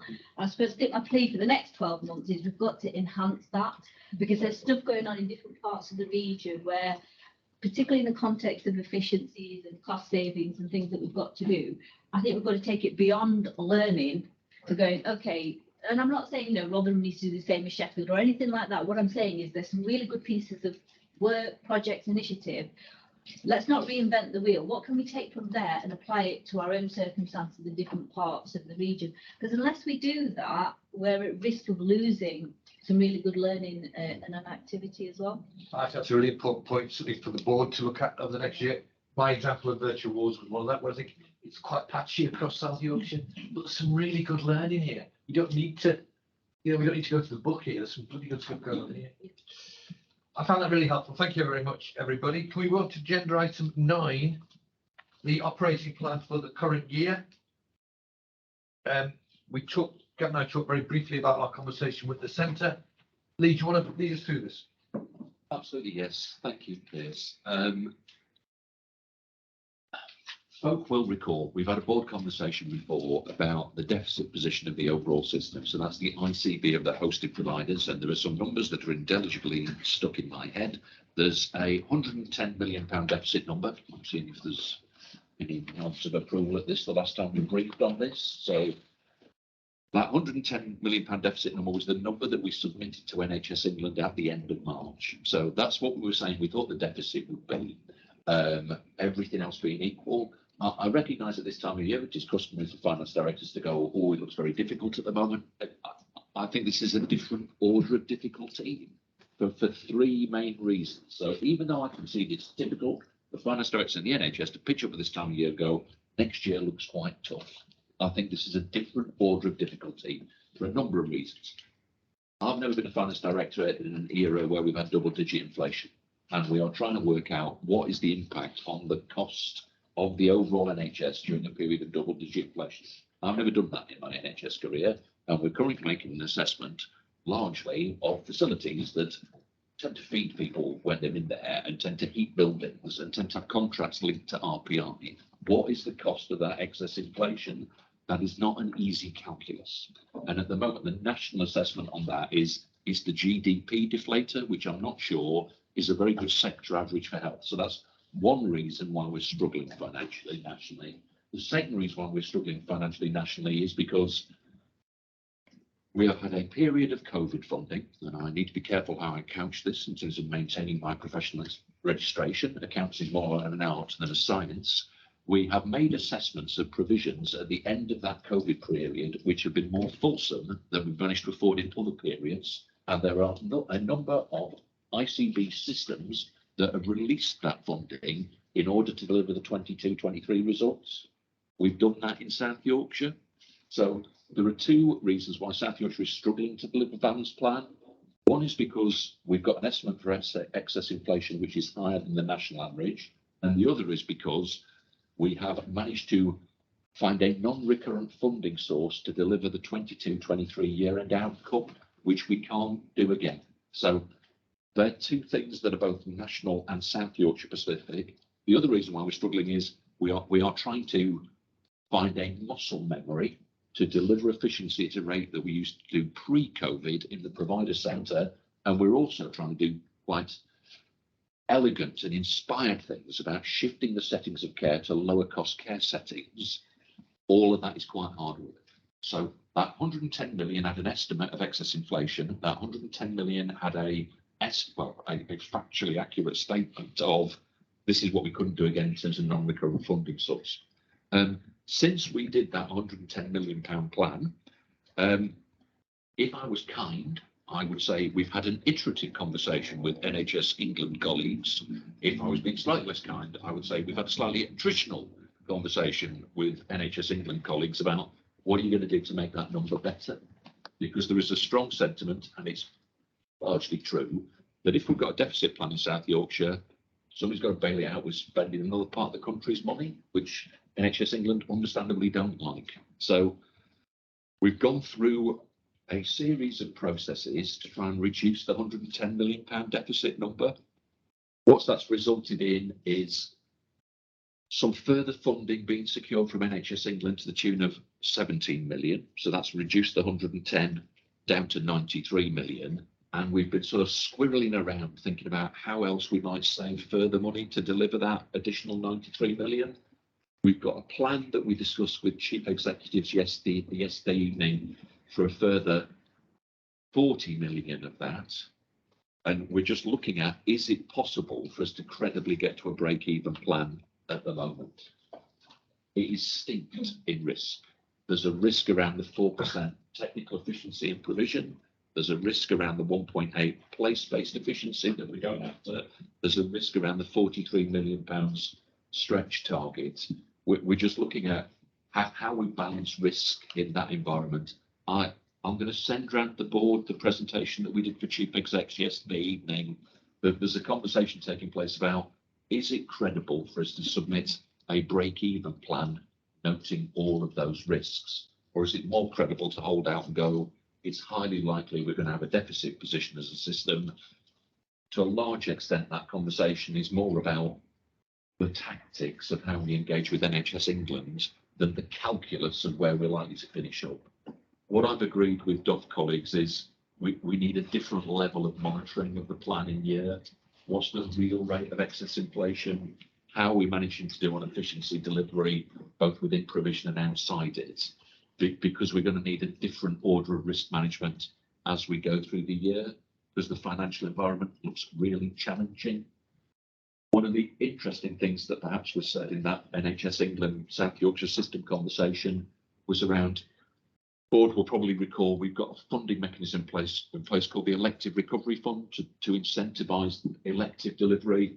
But one of the things that was noted in that meeting was all around, there is an absolute understanding that industrial action is a national problem in that elective recovery fund. So we were behoved to go as far as we can around waiting list reduction. And there was an understanding that there would be coverage if there was a shortfall on the elective recovery fund based on the overall approach to that mechanism in the year. So we're poised now. We have to resubmit a plan tomorrow. We'll either submit a plan with a £23 million deficit in it, which we discussed with chief executives yesterday evening, and we were having a conversation with chief executives yesterday evening about, well, did we submit a further £23 million stretch plan in there? So we're monitoring against a break-even plan.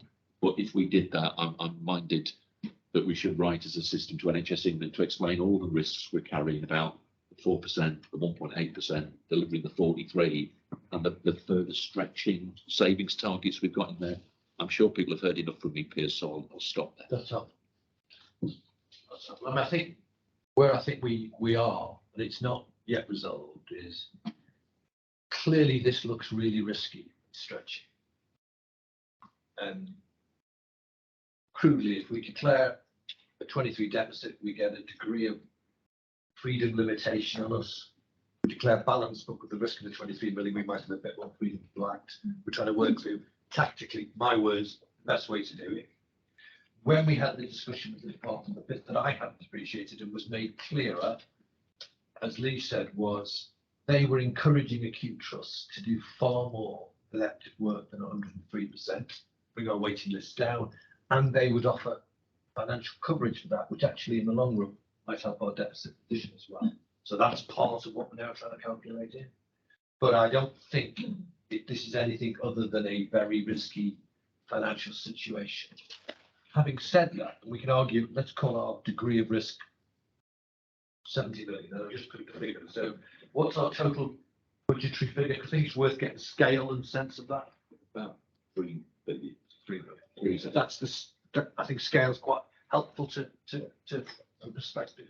So the £110 million deficit plan had 196 million of efficiency built into it, which is about 6.5% of the budget. Yeah. I haven't in my NHS career operating this system that's managed to deliver 6.5% of the budget. Within that, however, there is an estimate for excess inflation. So is it going to be as bad as that? Is it not? There's quite a few variables in there.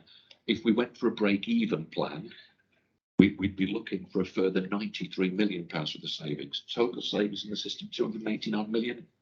Gets us up to about 9.5% of the budget. It's on the outer boundary of deliverable. If the 110 million was one standard deviation over the mean about probability of delivery, we're getting a bit out there. So it'll be interesting. It'll be interesting how the national conversation is progressed about excess inflation funding. There is a very difficult conversation going on between Department of Health and Social Care, NHS England, and the Treasury about pay award funding. That needs to be underwritten, and there's an absolute assumption that the national team will underwrite that. But that's another bit of calculus that we've got to kind of factor in there at some point. But that seems to be a national problem. It still feels like work in progress. Kevin, do you want to add anything? Yeah. Kevin wants to come in. I guess I'm just reflecting on the journey of the last kind of 3 to 4 weeks, really. So, I mean, Lee mentioned 110 million, but when Pierce and myself and Lee met with Amanda Pritchard, etc., we were at a position of about 80 because we've done some further work with system partners, really to kind of stretch the ambition around efficiency, so that each of the providers committed to a 4% efficiency target, and we also committed to a 1.8% efficiency in each of the places. So effectively, that's a sort of the challenging but reasonable stretch, not without risk. It gets you down to 80, which is really those 2 issues that Lee described. So of that 80, about 40 of it is balance sheet flexibility we used last year, which we can't use again. Now, the challenge from Amanda Pritchard and the team was, well, actually, if you were covering that non-recurrently last year, you know, I think it's I guess your responsibility to find a recurrent solution to that. So since the meeting, we've had further conversations within the system over the last week to 10 days, and they've fleshed out basically a plan, an outline plan, you know, with risk, not fully formed, that addresses that challenge, that gets us down to 40. In return, what the central team are offering is some additional funding. So they've said, we'll give you another 17 million because you've made, you know, that progress. And that gives us that residual figure of 23 million.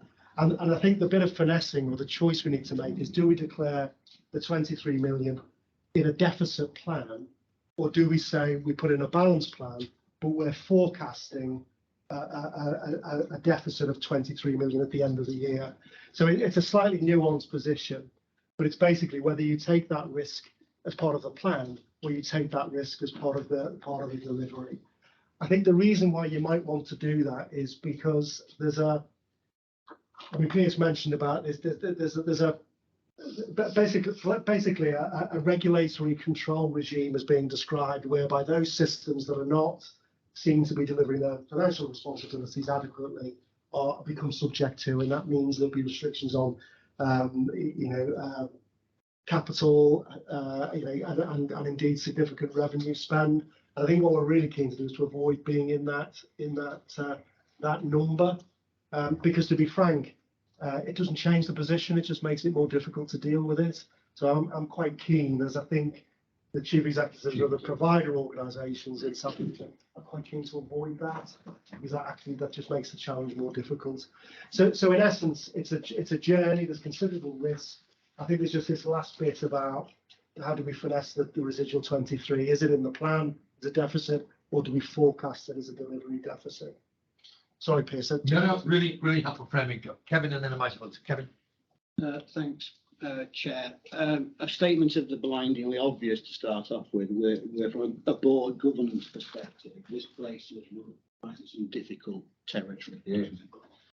Because as we've seen the planned deficit, we've got to use language very carefully. We have a tendency to call it the deficit, but the planned deficit, as we've seen it diminish, we get this growing sense of how doable it is because we're near the finishing point. In reality, though, I think we need absolute clarity, and I had some really helpful insight from Lee earlier about not only what the scale of the risk is, but as we speak today and we submit something tomorrow, how much of that do we think is mitigated already? And by mitigated, there's a plan in place and we're reasonably confident that we'll deliver it. And my guess will be when that doesn't take us all of that way. So I think recurrence is an issue as well, because if it says you summed it up, Lee, with 9.7% underlying savings. Well, I think you used the word outer edges. I can feel less restrained with that. It's just not doable in the context that we're doing. But 11 months of the years ago, I would love to be proven wrong this time next year, and I'll take it if I'm wrong. But that is not in the territory of being doable.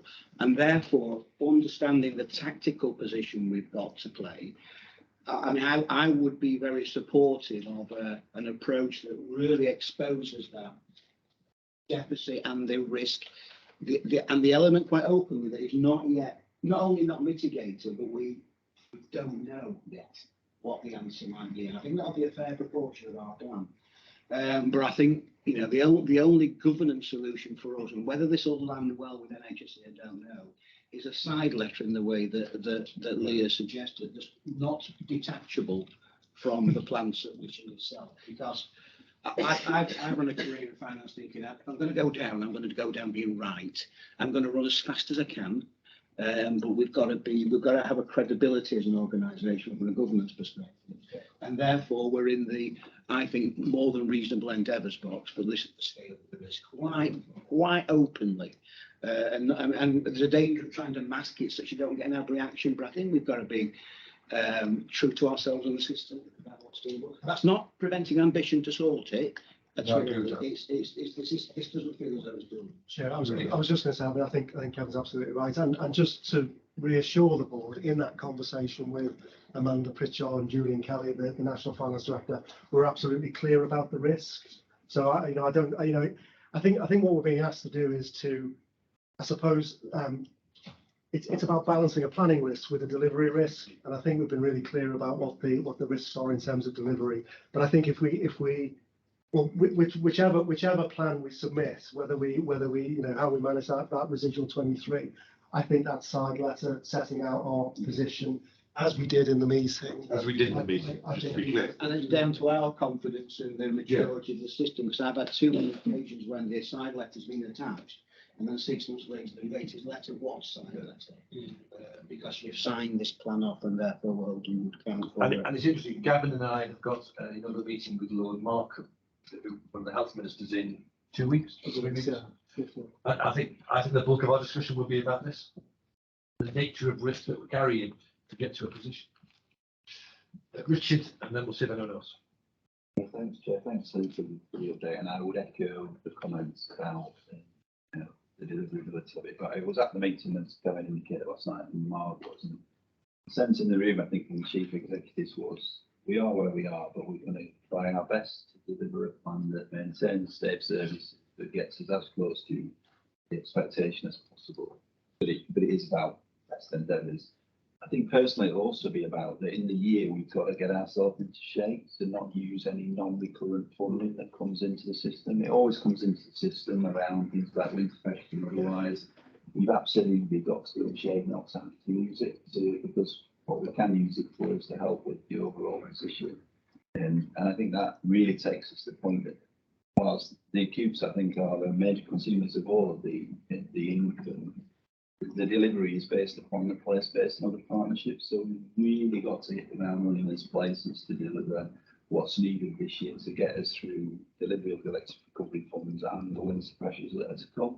Because obviously, if we're in good shape then we can maintain the elective activity. And we've got some good things going on that towards the incentives will really help, as will the CDCs in maintaining income. But I also think we've got to collectively have a think about next year now. Because the reality is this isn't go away. And from our point of view, the way in which we need to think about and innovate and change services, virtual ward is a good example of that. We've got to get our best brains into gear in terms of how do we move forward this year with revising and fresh services that maintain what the patients need from us, but do it in a collective, more effective and efficient way. But really, really think about what that looks like for next year. Because if we have to start again next year looking for a similar sort of number, then the chances of getting there next year get diminished by time. So I would really encourage us to think about what is the acute strategy for next year in terms of urgent services, because the income goes to the acutes in the main. We all know that. And if we're going to get ahead of the game in funding the things that we've talked about the early part of the meeting, we've really got to get some headroom on the acute sector in terms of how we deliver it in a much more effective and efficient way. Acute and mental health into the next 18, 36 months, because that's really where that innovative change model and the benefit of being in an ITS and ITD lands.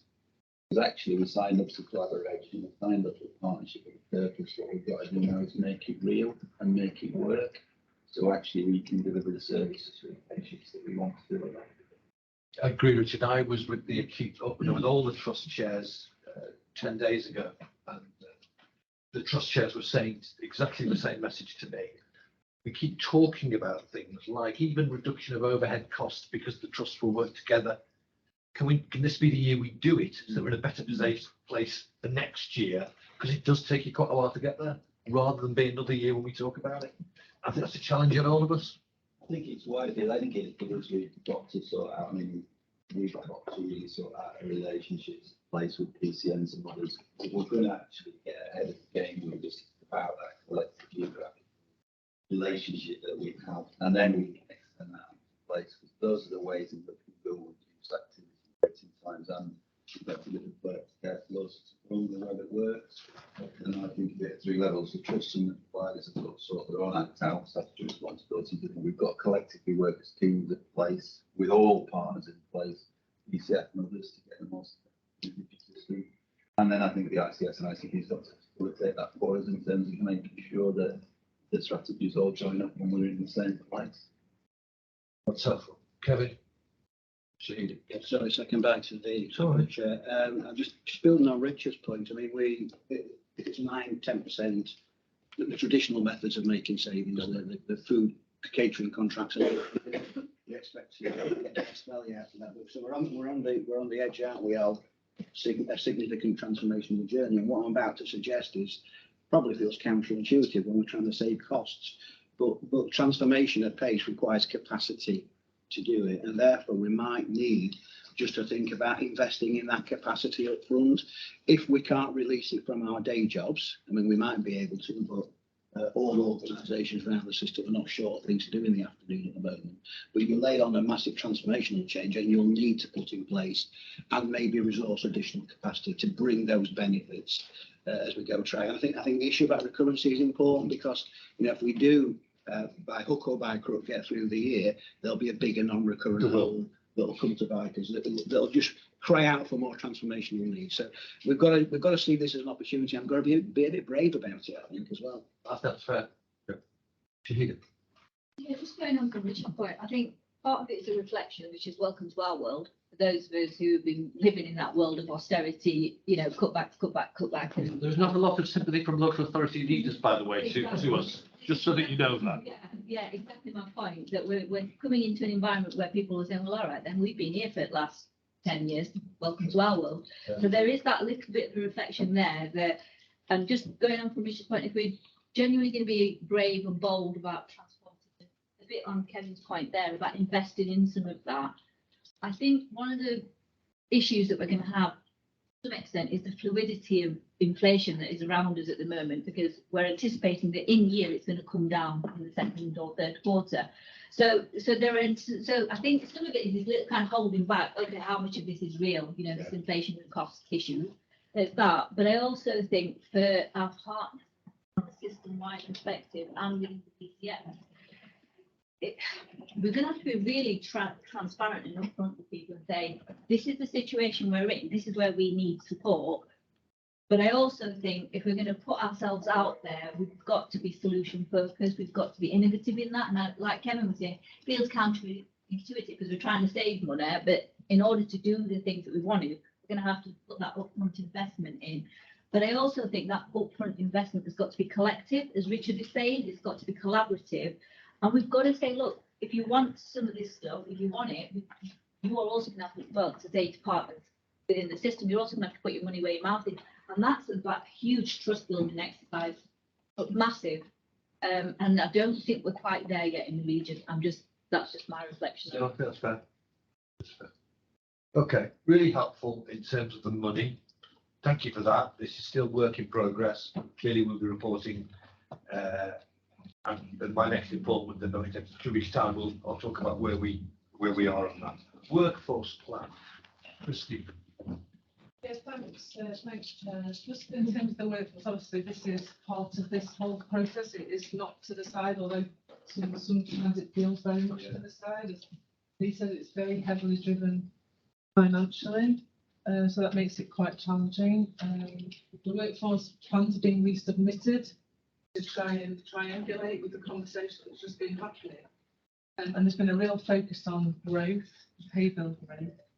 So at the moment, the plans across this is the secondary care sector, the trust, are looking at a growth in numbers of around 800 odd full-time equivalents, but actually a reduction in the funded establishments of around 900 full-time equivalents. Now, it varies across trusts, and the reason for that is that the trusts that have larger vacancy rates, you'll see that in the integrated performance report, you'll see there's a big variation.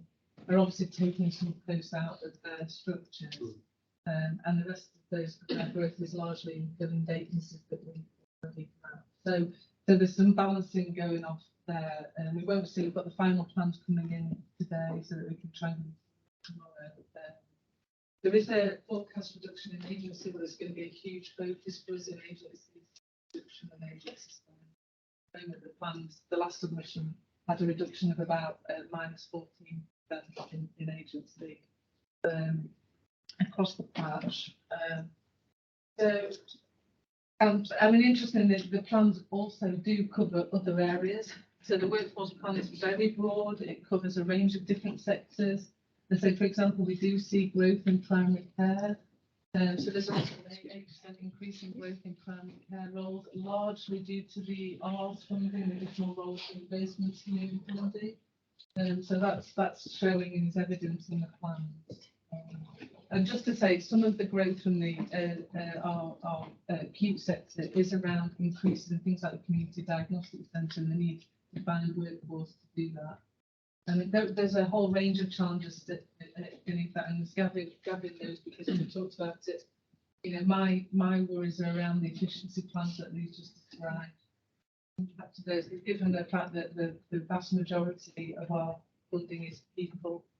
So we talk about growth here, we talk about efficiency in the same breath, and it's going to be seen how those But I do think to Richard's point, there are a lot of opportunities. So we're really, really grateful to work alongside colleagues to review the planning, the way we approach this. Yeah, because I must confess, my first stab at this, when I saw the plans before we submitted in March, I thought that the workforce plans and the financial plans didn't look consistent. I think just as a basic planning tool, they should be absolutely lockstep together. If 75% of our costs are workforce, to see a workforce plan that looks inconsistent with the financial plan worries me, because actually one of them isn't right. Might be that both of them are. But so I think that's something that going forward, Christine, is critical for me, that they look broadly consistent, so that when I talk to a trust chair about the staffing increases, it's consistent with what we're saying on the money.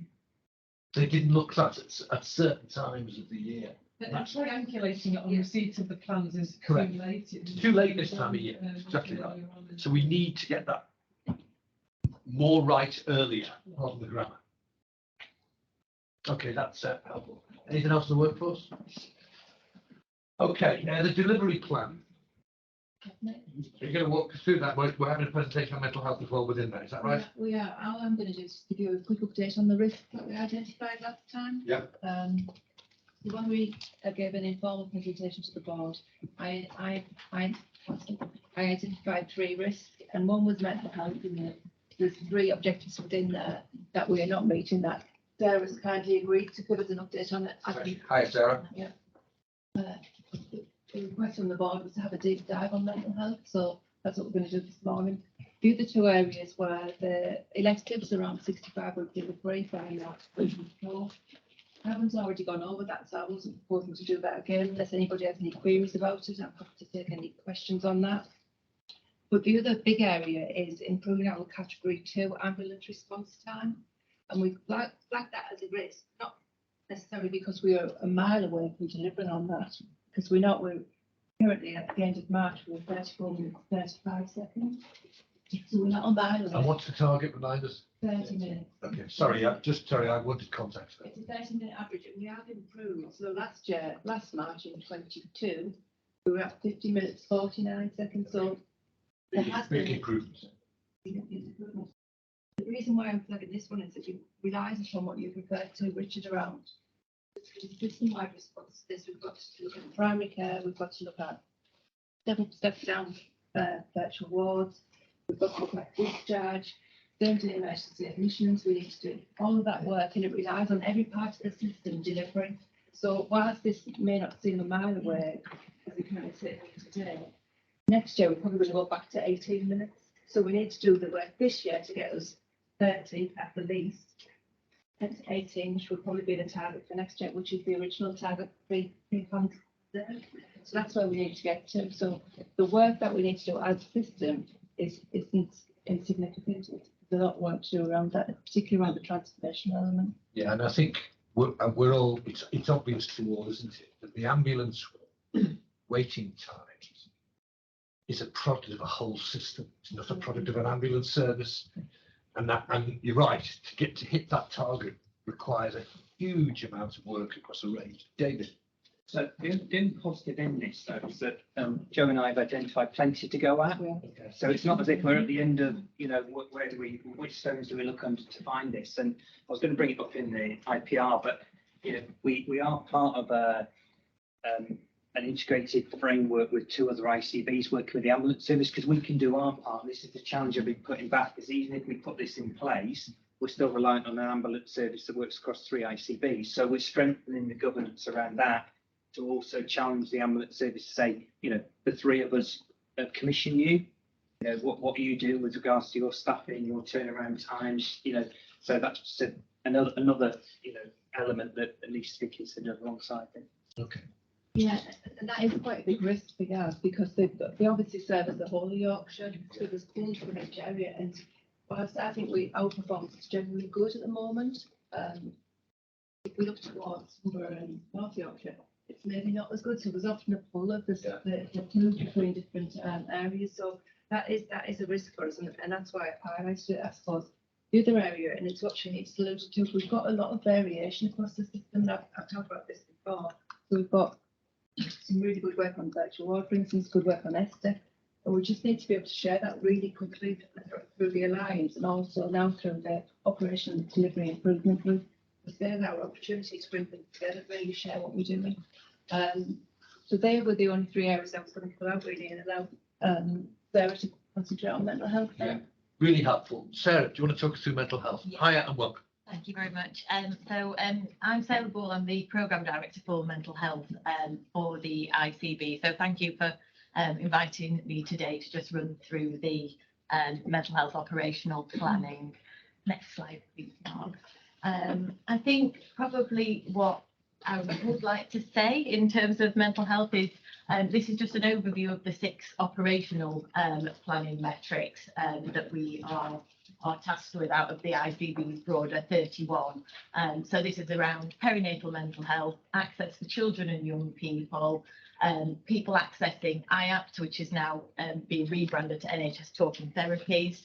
It's around access into community mental health settings for adults and older adults, out of area placements and dementia diagnosis rates. So they're our 6 operational planning metrics that are the focus for mental health. But actually, that's not all that matters in mental health. We have a number of other things that are really important, things like our 72-hour follow-ups, where if we're not focusing on that, the consequences of that is that somebody might lose their life. So if there are other things beyond this that are really important within mental health. But for the purposes of today, it's these 6 measures. So next slide, please.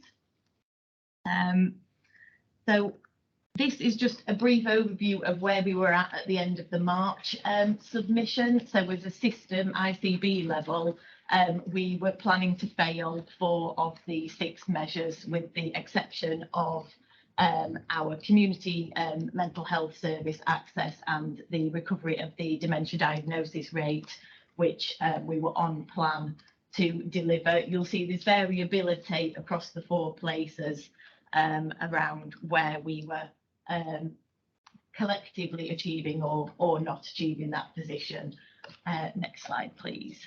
The consequence of the helpful challenge from the board around why we were in that position was that we have asked our places to work with their respective providers to just do a little bit of a deep dive into why we were planning not to achieve. Were there some reasonable assumptions around us putting that position in?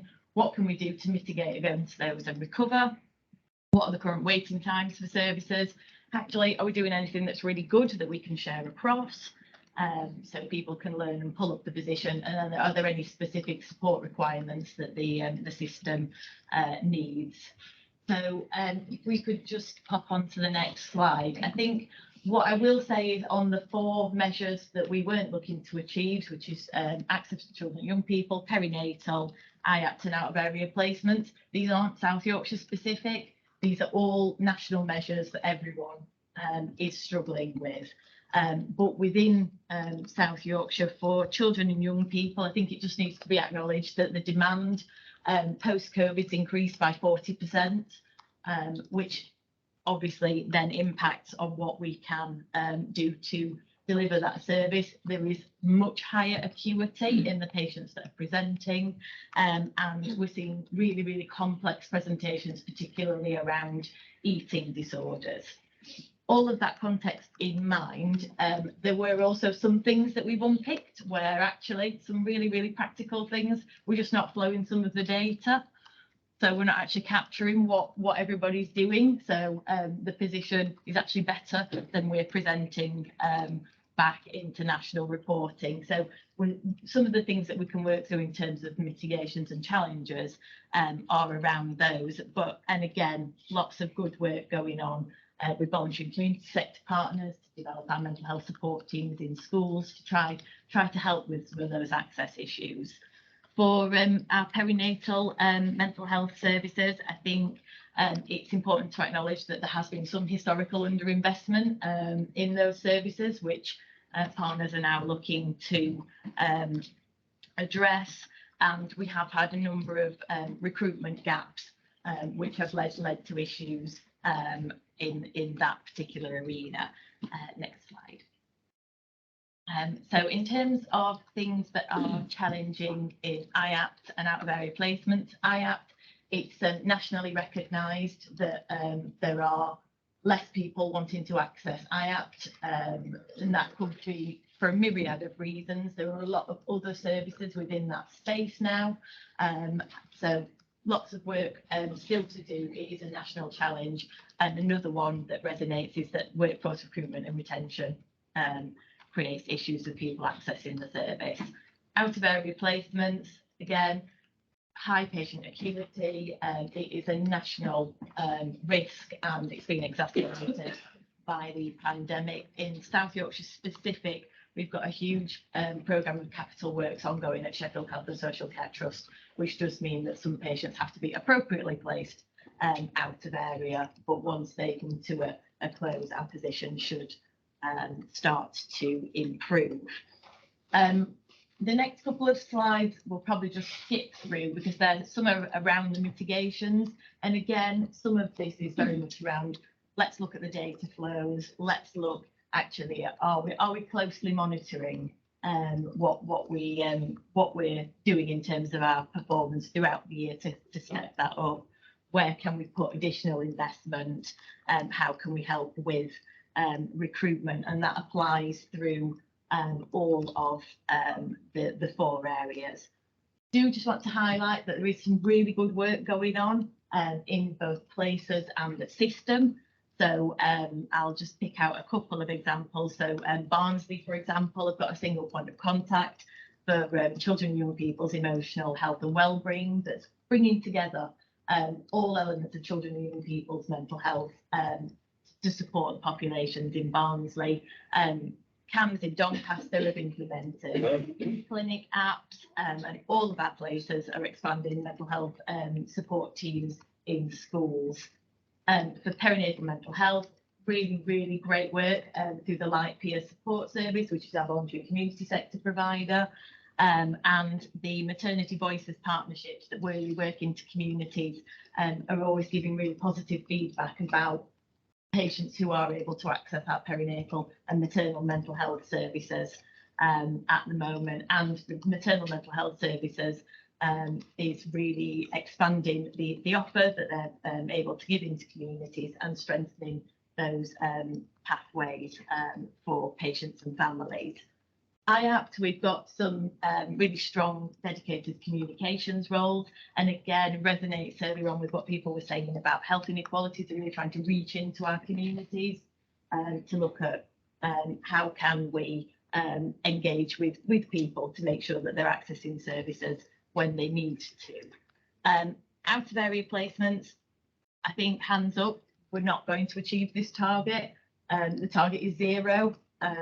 I think nationally nobody is going to get to 0 out of area placements, but all of our provider trusts are really engaged and working very strongly together.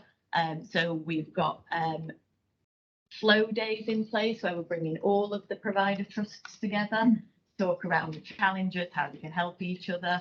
They are putting in place mutual aid. Probably I would say, having worked in elected at a more advanced position than we're currently at with some of the mutual aid between our acute trusts. So I think that's just really positive to pull out, and lots of work for us to do with our social care and local authority colleagues on out of area placements. So having gone through all of that with our place and provider colleagues, it takes us on to the as-is position that we'll be submitting tomorrow. So what we've done is we've moved from not achieving 4 to not achieving 3. So it's not perfect, but it is progress. So where we have managed to tip the balance is in our perinatal mental health services ambition, and much of this is down to the maternal mental health service actually performing more strongly than was previously understood. We have seen some increases, although not to necessarily where we need to be, around children and young people's mental health. So an increase of 3,000 from our original plan submission, which is really, really positive work, and that is very much down to colleagues in Sheffield Place and Barnsley Place having done a review of actions, and again some increases in numbers for IAPT. On the next slide, I've just put in a little bit more of a detailed overview for colleagues so you can see by place where the changes have been made.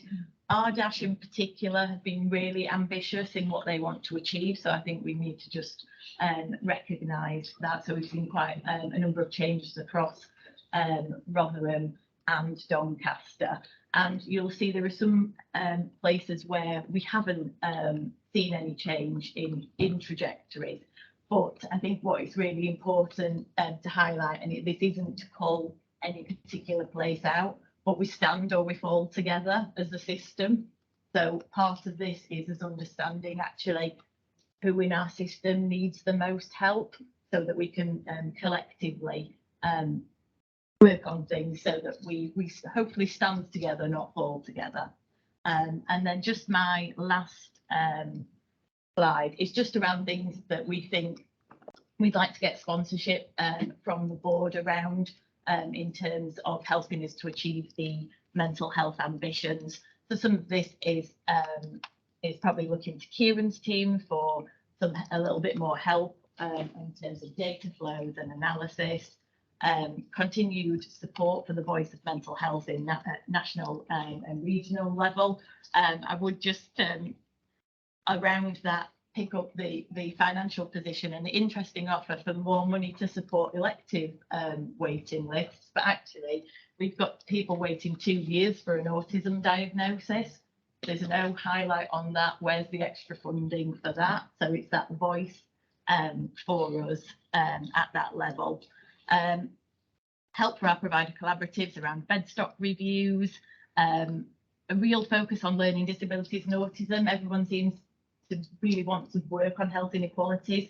That is part of our system where health inequalities are huge. So again, some support really from the board to continue focus on that. Appropriate investment. The mental health investment standard is a minimum investment standard. We should be looking to reach beyond that if we really want to drive up quality. And we also would like the system to support us on moving to a focus on outcomes rather than just on trajectories. It's important that we get people in, but it's important that we keep people well, so they come out of it having in a more positive place. So that is everything from me. So happy to take any questions. No, that was great. And by the way, a very good how can I put it, advocate for mental health. Nothing wrong with that at all at the board. So thank you for that. Any questions for Sarah, Mark? Can I have a couple of comments? Yeah, please do, Mark. Yeah. From a provider perspective, just to really maybe have a bit more colour around some of the issues. I think what Sarah raised earlier about actually the just stick to the measures. It's really important that we measure what's important to us, both by place and by the system, as well as this. And it's easy to get lost in actually not achieving a target. Actually, we're making improvement every year. Some of the growth actually we're seeing in demand and some of the growth in meeting that demand is actually very, very positive in all of our areas. So I don't want to lose sight of that. The other thing I'll probably just add is that I guess our developing provider collaborative and mental health and disability and autism. I think we've got collective priorities. We're now getting collective oversight of all of this as well. So I think we'll actually see some real focus on each of the points that there is there. What I would love to be able to do, I'd love to tackle them all. I wouldn't underestimate how difficult the out-of-area bed placements are. The demand we've actually seen, and we talked a lot about acuity and complexity of health, which just to give an example, I mean, we've seen more people on one-to-one observations. We've seen far more staff members being actually verbally and physically assaulted. So they're very challenging places to work. We're regularly as close to 100% of bed occupancy as we can get with leave, and they're not necessarily easy places to work in as well. So nationally, there's a real shortage, genuinely, and that's the same for T4 beds for children and younger people as well. So what I don't want to do is actually just say that we're going to solve all these straight away, because they are actually challenging pieces of work. We've got people focused on discharge and these specialist placements for some people who are actually leaving our services as well. So that's not easy, but I would genuinely recognise actually we've made good progress in pretty much all of the issues that we've been managing. It's going to be high. The targets are too challenging as well. I mean, I think we all well, I certainly recognise. First of all, I think it was great several years ago when we started to get mental health targets because we never used to have them and we never talked about them at board level. That's real progress. Secondly, I think there's some real structural, national structural long-term issues here. Actually, what we should be doing is seeing progress, and I think that's good, Mark. And I think probably we haven't made enough of progress rather than targets. So I think that's something that's really helpful. I've got Chris and then I've got Wendy, but Chris had his hand up before you went. Thanks for that, Mark. That was really helpful. Thanks for the presentation. Just from my perspective, I think the pandemic and the cost of living crisis has dramatically changed demand and how patients wish to access our services. Just to give an example, is that 12 months ago, using the Rotherham Mental Health Act, we saw depression was by far the biggest hit on the site. Debt advice is now overtaken that. Just in the space of 6-12 months, it's completely changed. We've seen a big change in how eating disorders, how patients present, the acuity of the presentations in eating disorders. And there's a whole plethora of things we are yet to understand in the mental health environment. So again, whatever we do or plan has to be super flexible to be able to deal with it as we understand. I think the pandemic and the cost of living crisis have both had equally huge impacts actually. So whatever we plan, as much as we've got pressures there, there's the national targets, locally it's changed. Yeah, that's a good point. It's a really good point. Wendy and then Lucy.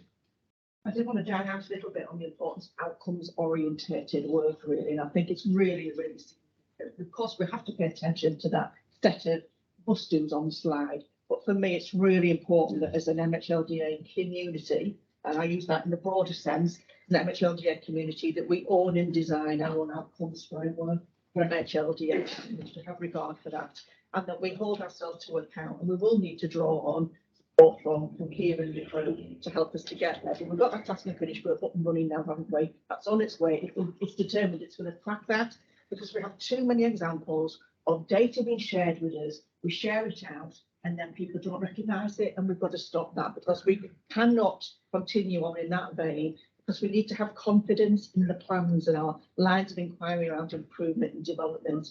But what I will say, there's absolute commitment and appetite from all the providers, and not just people like Mark. It's the range of individuals, I think, and the voluntary community sector to move behind that. We've now established a MHLDA delivery group, and that brings together place leaders, the leaders of chairs and the key officers delivering place MHLDA partnership work and plans alongside provider collaboratives, so we can tackle this as one community, and we make sure that we're stepping into the right space, but we have mutual appreciation of the improvement activities that everybody's doing, so we can avoid duplication. And just understand ourselves in a much deeper way. So what is it we really understand about the efficacy of the all-age crisis lines, the crisis interventions? Do we really have an understanding about what's our, I hate to talk about people in terms of demand, but demand management strategy? What is that for mental health? And do we need some assistance to help us to get there? And we know we need to have a real deep understanding of housing. So we've now got some work taking place that's about, so what's the needs assessment around housing and accommodation? How do we do that? And that's been led by Alexis, that's in Sheffield. So she's going to lead that piece of work for us. So I think it's all, I'm feeling hopeful and optimistic, I think, about it all. But it's a tough game. Okay. Lucy. So I was just wondering about the sort of story that sits behind some of the sort of data and the information that you shared with us. And one of my thoughts was, what do we know about the sort of the experiences of different communities? And do you have data that sort of sets out, for example, ethnicity data in relation to access to IAPT or perinatal mental health services? And I think it's really important that we pay attention to that to understand where the most sort of resource and attention needs to go. But also from that, actually, the danger, I think, you know, Wendy was just talking about outcomes, the danger in chasing targets. So the target around IAPT is clearly key, but we know that for some people it's not the right service, and that's the story that sits behind it. So it's like, how do you square that sort of actually wanting to meet people's outcomes with the target that you're chasing? But I think understanding more about the people that sit behind those numbers would really really helped that, and I wondered what work was being done. Yeah.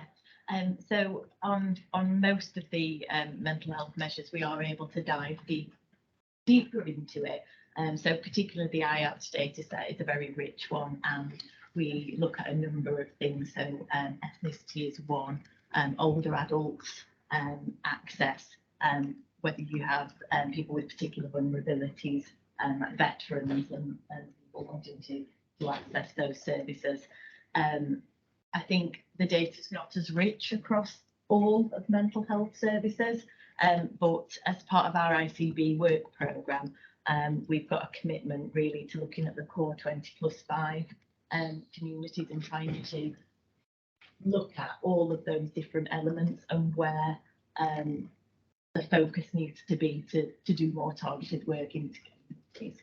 And so it is certainly on not only the kind of ICB work programme, but each place and provider has a real focus on that as well. But I think there's a lot we could do collectively to improve that. Thank you. Mark, you want to add something? I was going to add to that. So certainly within my own organisation, we've been able to do 75% of mental health and disability services now is basically analysed all the population information, as you suggested, Lucy. So it's by ethnicity, it's by age, it's by gender, it's by age of deprivation as well. We've shared that actually as a provider collaborative. Each organisation is working on developing their own information. So we're making big strides on that. Brilliant. Lisa, you wanted to add something? Just to pick up on something that you said, so you've got the ethnicity data and stuff like that, but what's being done with the data? So I know that using IAPT for people from BAME backgrounds is difficult. So what mitigations do you have in place for that? It varies service to service. So I think I completely take your point around, if we use IAPT as the example, it's really, really difficult. You've got a 1 hour session trying to source potentially an interpreter for that session. And, you know, and you're talking about something that's really complex. I will have to kind of go back into place and get some specifics, but I know in Sheffield, for example, they are trying to, I guess, employ more workforce that are like the communities that they serve. So there is some focus around things like that. Yeah, I was going to say, we have a model working with communities works really well. So I was just wondering if that's something that they do. Shahida, then when Shahida. Kind of connect all those points that just previously been made. I think the concern for me, and the presentation was great, but there was huge gaps in there for me, not just around ethnicity data, but kind of getting to that granular level. What are these services doing for these different communities? Because they haven't worked. The reality is, Lisa and others around this room, we know they haven't worked because we get that feedback all the time. I think the worrying thing for me is not seeing, and I'm not saying we should be target-driven engagement on Wendy's point, we need to be much more outcomes focused. But if we don't reflect that in our strategies, if we don't reflect that desire, and I think we're at risk of missing an opportunity. We're in an environment where we're focusing on health inequalities. But I also think we have an opportunity to focus on health equity, especially within mental health services. That is where, let's look at the fact, we have failed huge swathes of our community across South Yorkshire, particularly our marginalised communities on mental health. They are overrepresented in the acute crisis around mental health. We know that, don't we, Lisa? Well, at least in terms of particularly around, well, preventative measures, talking therapies, but, you know, access to support and services. So I think I've got concerns around perinatal mental health, not just marginalised women, but for all women, but particularly marginalised women. I've got concerns around the eating disorders, even pre-COVID, and I think this is the thing that worries me a lot. We seem to be, and I'm not accusing anybody of anything here, but COVID can't be used as a cover-all to say it's exacerbated the situation. But if we look at pre-COVID for eating disorders, well before COVID, we were in excess of an 18-month, 2-year waiting list on eating disorders. Can't blame that on COVID. So I just think we've just got to be a bit careful about the language that we're using and a bit of the narrative around it. And I think if we're serious about tackling some of these issues on mental health, as Lisa said, we've got to get into the understanding and a bit was what Wendy was saying. We've got to understand our populations. We've got to understand our demographics. And I think the one thing I will say during COVID, everybody recognised we had a tsunami of mental health. It was like we've got this dam is about to burst. So part of me feels like, well, this isn't a surprise, people. We knew it was coming. So there is an element for me. So it's not a criticism. It's just an observation that, you know we are improving. Absolutely, I absolutely take that. But we have got a long way to go, and I just don't want us to get comfortable with this notion that we've made vast improvements when actually we really haven't.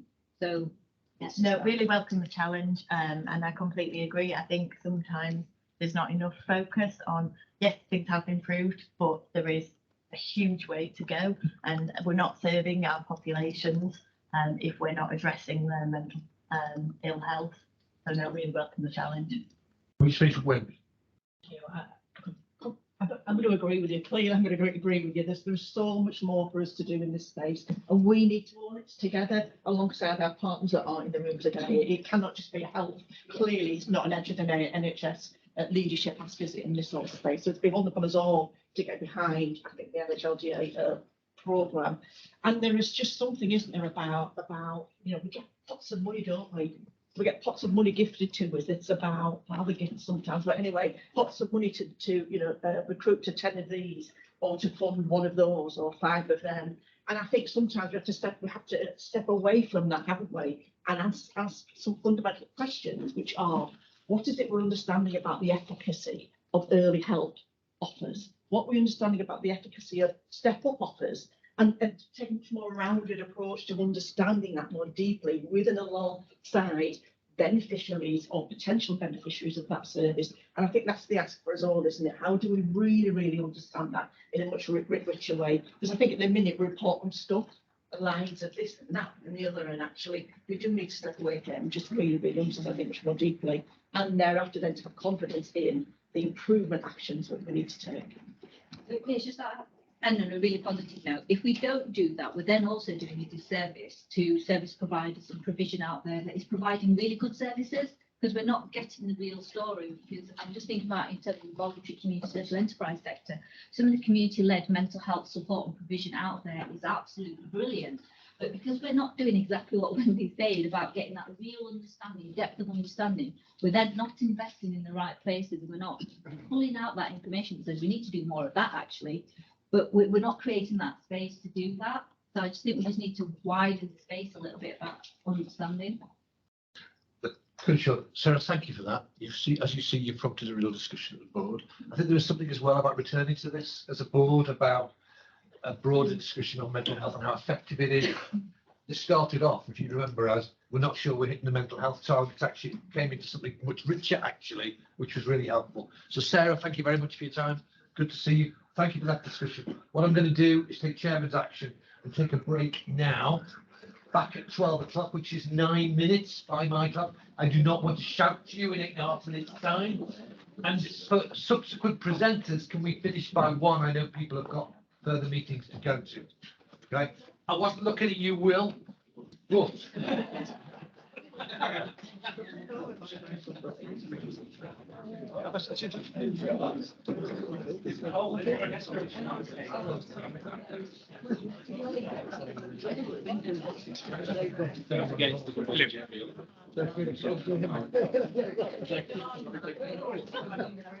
I need to, there's a bit of a, there's some one you put yourself in.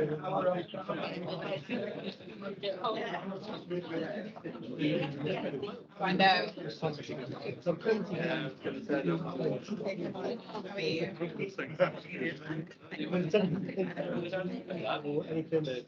Sarah certainly knows things. Walking down by the judge's. All right. Miss Banks. Yeah, no, that'd be really useful. I suppose that I was going to look at that'd be really. Well, unfortunately, The alliance's priorities, you know, maybe the focus on some of these challenges that we talked about. How do we use in place, but also across the system to actually help it. The collab have kind of picked 4 things which are very much out with the operational stuff. So,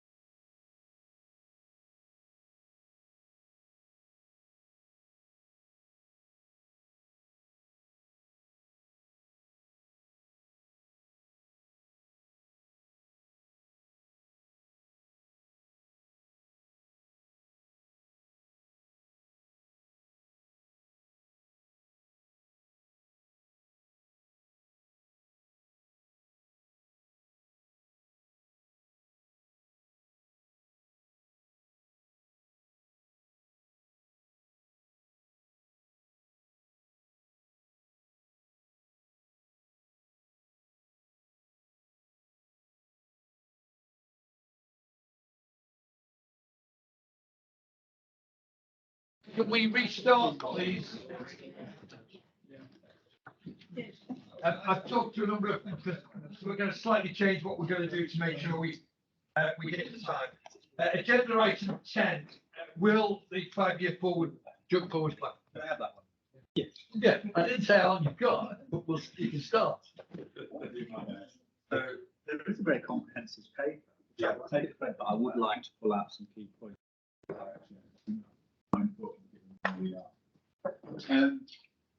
I'll start. So it was really helpful, Gavin, that you started your reminding us that we approved our initial integrated care strategy back in March. I think that's really important. It sets the strategy and the context for our joint forward plan. The paper that you've got in front of you builds on the update that I brought in March. And it also builds on the development session that we had in April, where myself and Mariana gave a bit of a flavour of where we've got to in terms of the development of the joint forward plan. So just as a reminder, I think it's really helpful just to reflect on the guidance that we have that help us think about how we shape our joint forward plan from NHS England, because there is an expectation for two things.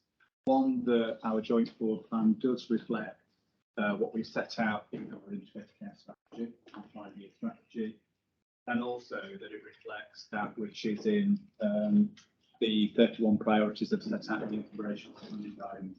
I think it's also helpful to note as well that there is an expectation that we are renewing the long-term plan commitment, and therefore in our joint forward plan we're expected to mirror that as well. I say that at the start because when you look at the guidance, and indeed the subsequent technical guidance, there's an awful lot of expectation as to what we will cover in our joint forward plans, probably more than it's reasonable to expect the NHS to do given the context that we've talked about today. And when I get to the sort of next steps of this, you'll see that there is something about how we work together as a system over the next couple of months to really think about what the focus of certainly those early years can be in terms of priorities in that environment. Just thought it was helpful just to remind you as well of what we've been doing. So we did establish a coordination group. So that was a coordination group across all of our system, just recognising how we've established ourselves as an integrated care system and how we've chosen to work. We've fairly developed in terms of our collaboration, both at place and across our partnerships. So thinking about how we develop our joint forward plan, and the ask nationally is that we do that with our NHS Trust, but we're doing that with all of our partners. We recognise that in order to do our work well, we need to collaborate with a whole host of different partners. So we've set about a coordination group. It was fortunate to have had a first draft of the integrated care strategy in December, so it had the benefit of being able to get a view of what that was shaping up like. So from January, we've been doing a bunch of things. So the first thing we did was that joint strategic needs assessment that our strategic plan is based upon. We basically took a look at that and thought about that from an NHS perspective, but also an NHS working well with other partners, and therefore what we needed to focus on. Joint forward plan fundamentally is about the NHS's contribution, working well with others to be able to respond to the strategy. We then took a fresh look at a strategic baseline assessment that we did as part of the system early on. So we were trying to sort of give ourselves a bit of a head start, really. So where were we at on a number of different things that were important to us? So things like quality, access, outcome. Where were we at on the money? How are we developing as a system? Where have we got to and where we're going on that? So this the baseline assessment helped us think about that stuff, so a fresh look at that. Our engagement and involvement work that we started, I suppose we started it, didn't we, before the initial integrated care strategy work. Actually, we were building on that, which we'd already got from what our community has already told us. So we're building on that. So we've continued to build on that work. And if you remember in the development session, we shared some insights as to what we were doing in that respect. So working with voluntary sector and Health Watch to look at some of our inclusion groups, so we can share the view of that, but also to look at where we're trying to really engage with those groups that we don't hear from very often in each of our 5 places. So we gave a sense of how we're trying to do that across South Yorkshire. So that work is continuing. So in particular, where our community has told us that we should focus on an integrated care strategy, and I think access and quality were a major feature of that. We've done some deeper dives into our communities to get a real sense of, well, what does that really mean then? And I guess we're starting to see some of that emerging, because this is quite a dynamic system, isn't it? In the same way that we started to, develop our joint forward plan based on the early drafts of the integrated care strategy. You can see that our delivery plans in terms of place plans, our provider collaboratives and alliances working together, you can sort of see how those plans are starting to emerge in terms of being able to get into the real detail of delivery. So that's really great. Part of our work has been about trying to make sure that we engage with all of our partners, so that we're sharing the outputs of the integrated care strategy, but all of the time we're sharing where we're getting to in terms of development of our 5-year joint NHS plan, so it's starting to inform how we're doing all of that. And I guess it's all building on the work that's gone before, so none of this is completely fresh, it's all building on an iteration. I said at the beginning we've got a coordination group, and that's taken very much a distributed leadership approach. I think that in itself builds on how we've been working as a partnership over a number of years, particularly in places and collaboratives and alliances. I think that's given us a really good structure to be able to get a real sense of what we need to do over the next 5 years. There's been a real focus on year 1 and year 2 priorities, particularly in this first sort of 3 months, I guess, 3-4 months of developing that work. And I think fundamentally that's part and parcel of recognising that we've still got some recovery to do, particularly in terms of access and quality. And that's really important to get that right, because that responds to what our public told us as part of our early engagement and involvement work. So a real focus on sharing what we think we need to get right in our plans across all of those different spectrums of places and how we reflect that in the plan. We've also focused quite heavily on some cross-cutting themes, particularly around how we improve population health, our focus on health inequalities, and that's thinking about it from a delivery perspective in our joint forward plan, but also that real focus on prevention across everything that we do. So been a real focus on that.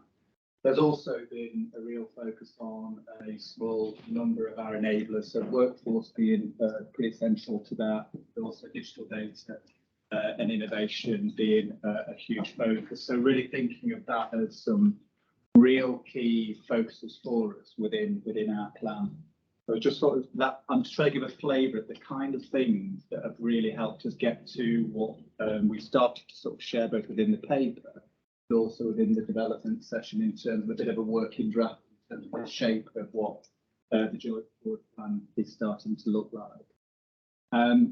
There are some key themes coming out of this, and before I sort of just give a summary of what they are, it's just really helpful to be reminded of how this is a golden thread from our integrated care strategy. So that vision that we set out within the strategy, those goals, 3 goals that we had, and also the 4 shared outcomes, they're not different in our joint forward plan. So we're building on those.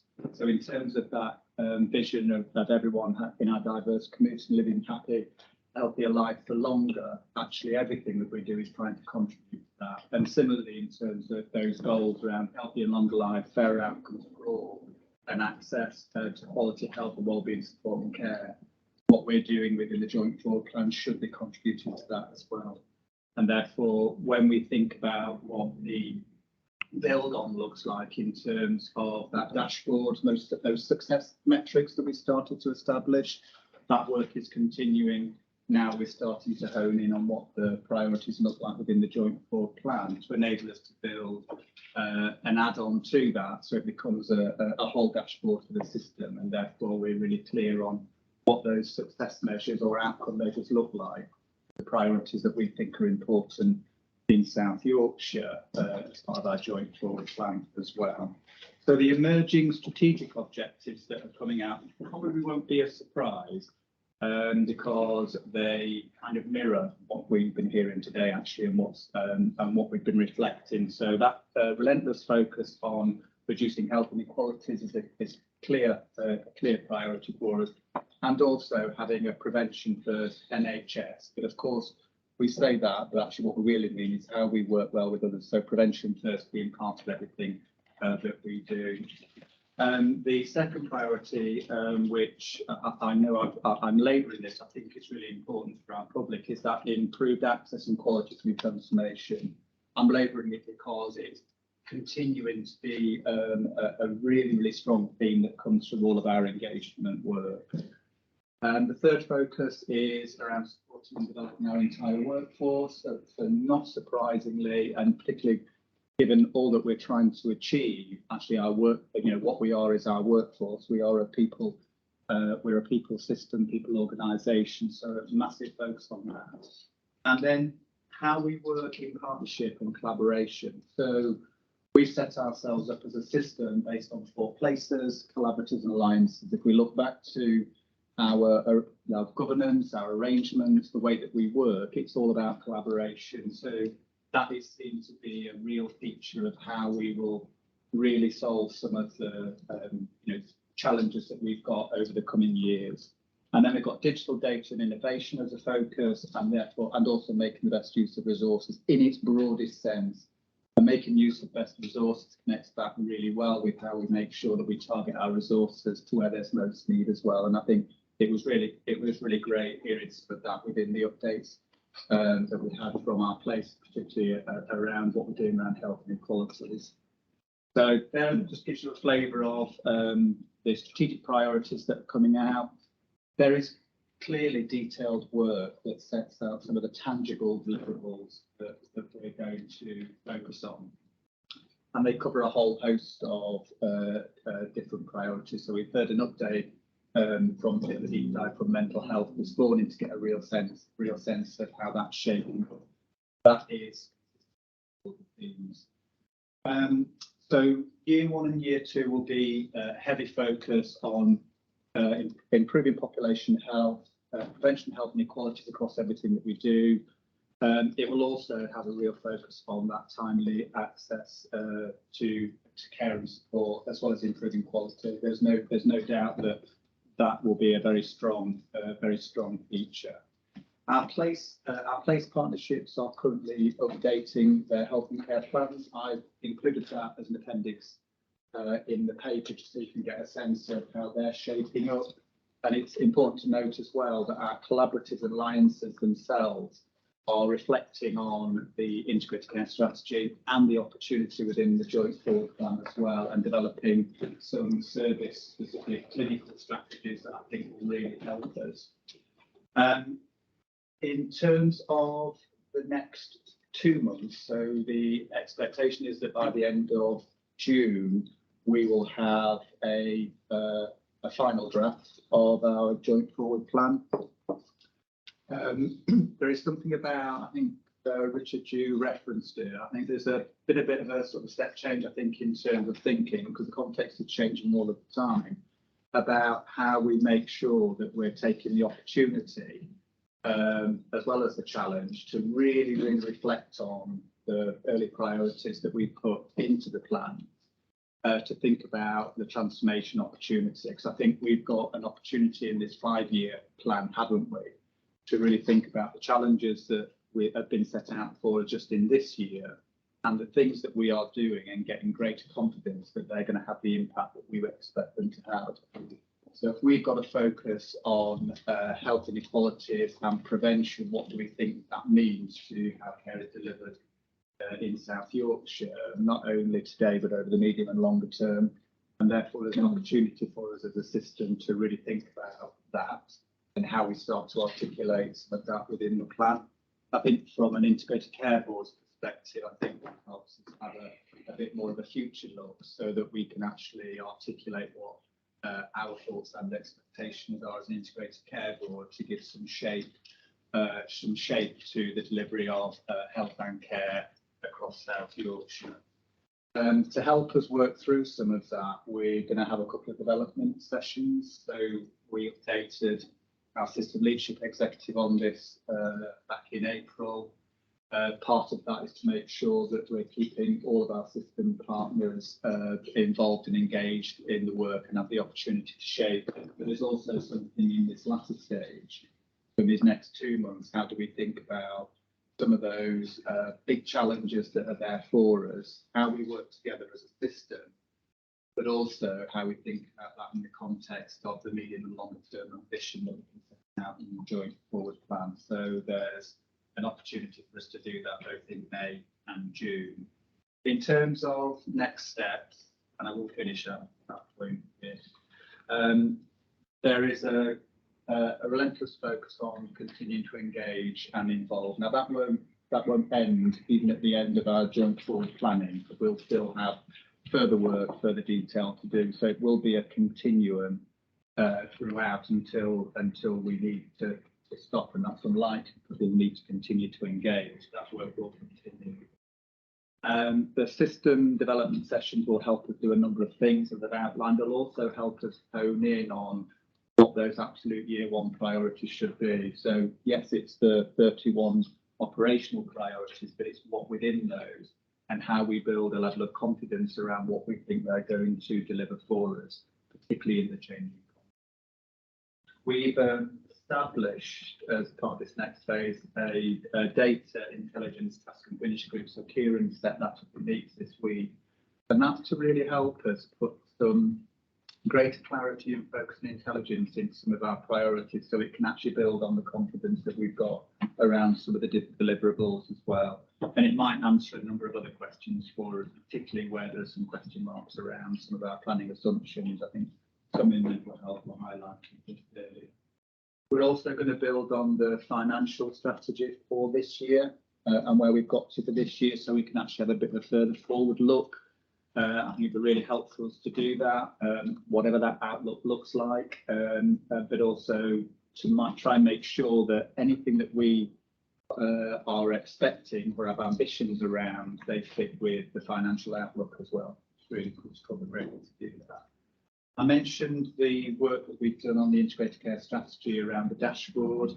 So Barbara's working on that from a joint forward planning perspective. So she's spending time with our coordination group, so in our places and our collaboratives, looking at those priorities and making sure that we've captured really clearly what the success measures are, what the outcome measures are, what are important to us. Because there's an awful lot of them, but I think there's something about how we capture the key ones so that we know that we're delivering what we expect and moving our system and communities forward. And then finally will be the building on the working draft of the joint forward plan that we've got to a first full draft that this board will get in June, but I'm mindful that we don't have a public session in June, so that's why I've referenced in the asks of the board to note that it will come to the July meetings. It's the 5th of July, isn't it, meetings? And then obviously some agreements. So one thing I was going to ask, Will, if we will get it informally in June. Yes. Okay. But for the board to have a look at and be comfortable with. And I know that previously, because of the nature of how we've met, some of our assurance committees have actually taken the opportunity for us to work through the plan, so we can do that. But also we'll have a wider engagement on the plan through our system leadership executive as well. And of course, we'll give a further update to the Integrated Care Partnership on the 23rd of May this month, and we'll do the same at its next meeting. So I think that is the update. Okay, that's helpful. So just to be clear, in our informal in June, we will get the latest draft of that. Formal approval in July, our formal public meeting, but it will have gone off as a draft on the 30th of June. Yes, because that's the timeline. Yeah. Yeah, I think it's really good. I think it's great that you've got help watching there. I think the only thing that I'm slightly worried about is the political element and the elected members element. I think we definitely need something in there about the health and wellbeing boards and how they're aligning some of this work, because I know with some of the health and wellbeing boards across the region, they are kind of refreshing and rethinking some of their priorities and strategies. It just worries me slightly that certain selected members, and I know on the Integrated Care Partnership Strategy Board, they're very well represented. Some of them are, some of them aren't. But it just worries me that their element of engagement isn't reflected here, because we are at risk if we don't get those elected members on board. Some of them are, some of them aren't. If we don't get that reflected in here, we might be missing an opportunity there. And I'm sure it's already been done through collaborative alliances and everything else. But I just think from a politics of the small P and the big P, we need to reflect it. It's really helpful that Shahid has mentioned that. So there is a programme of work for the drafts of the plan going to each of our health and wellbeing boards. I mean, the detail in here, but it is there. It's part of the statute. We have to do it anyway, but absolutely. I mean, the complicating factor, of course, is when we talked to the ICB last time, is the number of health and wellbeing board chairs could easily change. We've got an election this week, and certainly one of them said to us, "This might be my last meeting," didn't she? So that makes it more complex, but we have to live with that. Okay, thank you for that. Integrated performance program. Actually, we've dealt with a lot of covered a lot of this in the planning. I just wonder. I mean, finance, I think we've covered. It's probably worth noting that we delivered a balanced position for 22-23. We should note that. I think on the delivery objectives, I think we've probably covered that, but I was wondering on quality, whether there was anything Kathy and David wanted to pull out. Yeah, I'll start. I think one of the things that Leslie and I talked about outside the board is actually policy metrics that we've had in here. I think they're a bit meaningless. So we've had SIs and net events and IPC measures, which haven't really told us anything. So pulled them out of the report this time. Our plan is to try and do a bit of a kind of focus session with Quippy, just to kind of go through the whole performance report and actually look at what's already in there, because actually if you look through the measures, there's a lot of stuff that really talks about the quality of our pathways and the work that's been done across the collaboratives, and then what else do we need in there around safety to enhance. So I just wanted to make that point in case people notice that we've pulled out some of those measures. I think from a maternity perspective, again, we've just had the sort of new National Maternity Plan land at the end of March. As part of the work with the LMNS, we're going through a process of kind of reflecting on what does that look like in relation to our current delivery plan of improvement for the system? What do we need to do around those new areas? How does it link into the whole equity plan that we brought to the board last autumn? And then we'll start to bring something back through the governance processes, and I think then update these measures to reflect that. It's really key to me that there's not a real focus on kind of pulling out some of the work we need to do with our Black and I think minority groups. We know that that's a challenge in relation to outcomes nationally, but also locally. So there's some work we need to do around that. We've had some really good work with system partners. So Richard and I hosted an event again towards the end of March to really look at how we make sure that we can give women their place choice when delivering based on some of the challenges we have around some of the capacity of our units. And we had really, really good engagement from all partners, and we were talking about one maternity system. We weren't talking about individual organisations. So there's some projects that will fall out of that, and we are in the process from a kind of one workforce perspective of looking at a whole system-wide recruitment approach and trying to make sure that we retain the midwives that we trained in South Yorkshire. And I have to say that again is working really well. It's linked into workforce plans, but it's also linked into kind of birth rate plus and safety. So a lot of good work still going on in the maternity space. I think there's an opportunity to kind of review all of that, and then we'll bring all of that back. We said we'd report to board about twice a year on maternity maternity plans. So probably to bring that back in the autumn once it's been through quickly and some of our that feels fine. David, do you have anything you want to put? Two brief things we haven't mentioned already. So we've referenced industrial action, and thankfully on the days that we've taken industrial action, not only has UEC performance been actually very good and better than what we've done, and some would argue that during the junior doctor strike we might have seen a higher quality of care. There still remains lots of conversations nationally about what the impact of that be on the elective and recovery. So I think that's something that's a topical subject. The other thing we haven't referenced, Gavin, was just that we had the national discharge team who came on the 20th of March. I referenced in I wrote a brief summary of that. So there's an action plan that's come out of that, which Joe and I will sort of taking ownership of, and we're taking that through the UEC Alliance Board. And we've got a discharge event on the 24th of May this month, because that's an area of focus that we feel we still need to give our attention to. So those are the additional things. That's helpful. Anything you want to raise? Okay, primary care delegation. Anthony, this is to confirm what we agreed in our private meeting at the end of March. Is that right? It is very much for ratification. Thank you, Chair, and thank you to board members who joined the private March session, which we put on to ensure we met the timescales for delegation on the 1st of April. At that meeting, we were able to give reassurance and the green light to delegation that included our approach and various governance adaptations that are listed in the report there. All the papers are here for further transparency. I just wanted to make 3 quick points if I can. We recommended that delegation take place, and that has happened, but I was open and transparent with the board that there are a number of challenges faced with delegation that won't be solved overnight. Interesting to see, Will, that dental access featured quite heavily on that word cloud that you've just reported, and we'll need the capacity to do that well. Having said that, I would like the board to recognise there are significant opportunities presented through delegation, particularly around transformation, around our wider primary care strategy, and the work has started on that, and we have a primary care strategic event with our alliance on Friday, which we're very much looking forward to.